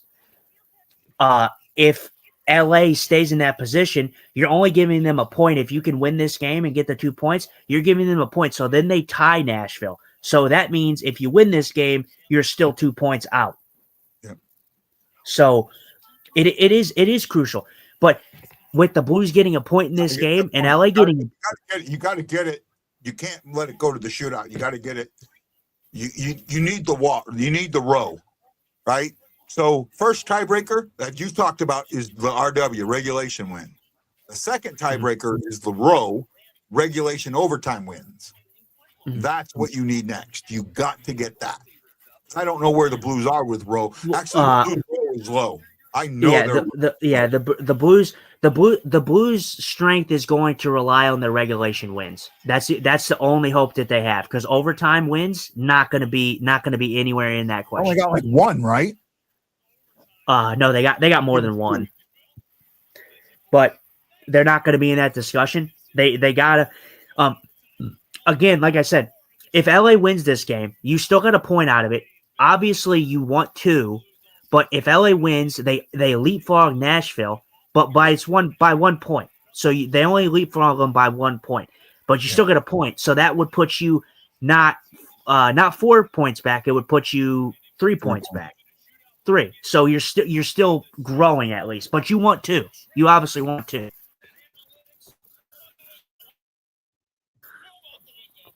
Actually, I think it keeps you 4 points Hopefully. back.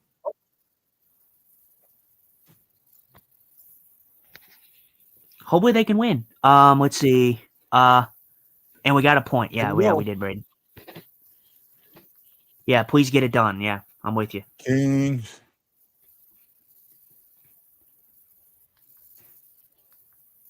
Most exciting part of the game coming up. Love it. Well, let's hope so.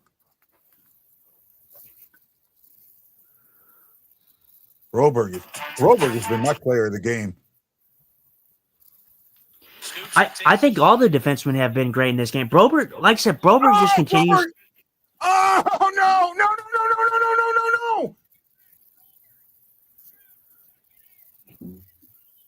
Woo! Bennington with Winnington tonight. Woo! That had me scared. Sheepies. What? This is 3-on-3 hockey now. Woo-hoo! Exciting. What a save by Bennington, man! Broberg. He had him beat. Broberg gets tripped. Broberg gets tripped or whatever, and they get this, but Bennington comes up big, huge save by him. Holy jumping! You're right there. Oh, Snoogarood. Oh, he didn't. He gets blocked. They are definitely, everybody's buzzing. These are 2 teams trying to get that point. Oh, absolutely. Well, and that's what we've seen. Going after row. Say again? Well, that's what I'm saying. But that's what we're seeing. Like in the last couple overtimes that we've seen, we've talked about 3-on-3 overtime being a complete disappointment, and you're seeing teams going to 3-on-3 overtime and not play for the point. Not play for the not extra point. Oh wow. Well, yeah. And not only that, the Sharks beat the Ducks. They ended up beating them. Of course they did. Why wouldn't they? The Ducks are a bunch of choke artists. Why wouldn't they? Jesus, man. Jesus. Well, you got a point. Playoff hopes looking slimmer and slimmer. Yeah. But yeah, I don't know. Another game. The Blues come back in. They tie it up, and then just slips through their fingers. At least they get a point in this one.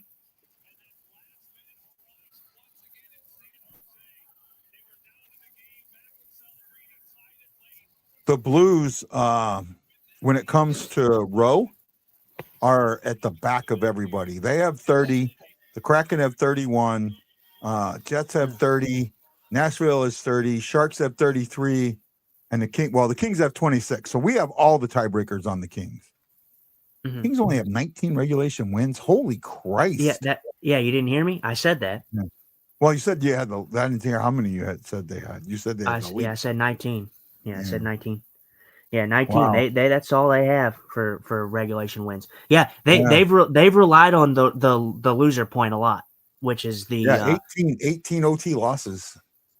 Yeah, they've relied. It's the same with Vegas. They've taken advantage of the loser point. Yeah. Well, the Blues have too. I mean, we have 12. We don't have. I mean, they got 18, but we would be fourth in the division when it comes to that. Tied for fourth. We have the same as Dallas and Wild have. Well, tough game. Is it me? But is 3-on-3 been more active since the Olympics? Like they saw what it has been. It absolutely has been, and it feels. And you're right. It does feel like once the Olympics kind of played off, that's what guys are doing. They're not playing for They're playing for that point. They're not trying to get to the shootout. And this is what the league wanted. I think the league needed that gold medal game 3-on-3.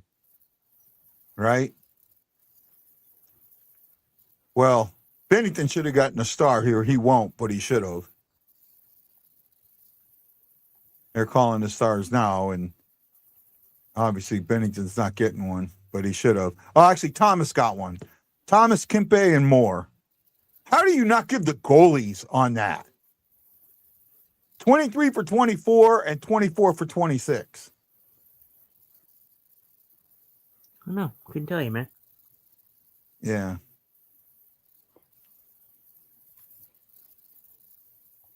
They swept the Blues. Two of them were in overtime. So, the Blues played them hard, and it was fun to watch. It was good hockey, and I can't wait for tomorrow's show. Yeah, should be a fun one. I'm excited to have him on, and yeah, I mean, like I said, with this loss, it definitely lessens it, and of course, like I said, the Ducks can't hold on to a lead. Shocker. Well, I mean, they lose. This is updated as of right now. Kings have 78 points. The Blues have 74, so they're 4 points behind. Mm-hmm. Right, with getting that point. Kraken are at 75. The Sharks now, who have a game in hand on the Blues, are at 77. So they're tied with Nashville, but they have the tiebreaker with least games played. So again, unfortunately, the Blues don't control their own destiny, but they're not out of it yet. Right? No, they're not out of it yet, and it's just like I said, you got a point, so that's your saving grace in this one is you got a point at least. You wanted to, but again, that one's tough because with the Ducks blowing that game, I mean, that doesn't help you. That does not help you because the Ducks blowing that game. You need to go beat the Ducks. Oh, absolutely. Yeah, you got to beat the Ducks now. On Friday. The Ducks is the Ducks Friday. Yeah. The Ducks is you must beat the Ducks. You have to beat the Ducks, and you have to beat them in regulation. Yeah. So we'll see in regulation. We'll see. Like I said, all hope's not lost. I'm not giving up until the end of the season, but it is looking slimmer. I will say that. But again, at the end of the day, this team having a better culture, having a more winning approach, and starting out the gate hot instead of having to make a miracle run in the end is what I want more so than maybe having to see playoff hockey. I do want playoff hockey because the atmosphere is just ecstatic, and the Blues bring it. And it's fun doing the show every other night. Yeah, absolutely. So we'll see. So obviously, Blues lose. we'll see what they can do. See if they can strike some miracle magic. Well, get yeah. grow a magic bean. We got a couple don't know. people watching. If anybody wants to make any last minute comments before we go away, Justin, I need to talk to you when the show's over. No, I'm okay. If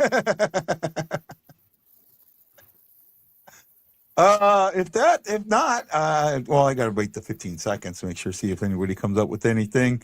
Doesn't look like it. So I have but one question for you. How do we end the show? I think we got to ask where the girls. Where they at? Let's go Blues. Let's go Blues. What are you wearing? A Canadian tuxedo. And I'm a hockey player. Let's go Blues. And I want to know, Blues fans, are you ready for the question? Everyone watching the Blue Note Fan Report, are you ready for the question? Justin, are you ready for the question? I'm ready for the question. Who's late for dinner? Where are the boys? Where they at? Hawaii Blues fan, we're bleeding blue with you. Let's go Blues! Let's go Blues! Let's go Blues! This is Guy, the Hawaii Blues fan, for my co-host, Justin Eagle Eye Scott, saying aloha mahalo. Thank you for watching the Blue Note Fan Report. Please catch us tomorrow at 7 p.m. Central Daylight Time as we have Mike Meyer from STL Sports Central. He is a prospect guru. He is going to tell us all about the guys in the pipeline, the guys ready to come up, and he's also might have some insight into the draft. What the Blues might do, what their thought processes are. So check us out tomorrow. Tomorrow we only have them for an hour, so have your questions ready. And I may not get to it, but I'm going to do my best. Have your questions ready to go because we've only got an hour tomorrow. This is Guy and Justin saying aloha mahalo, and we'll see you all on the next Blue Note Fan Report. And you got to know that I'm bleeding blue with you. And as always, let's go Blues.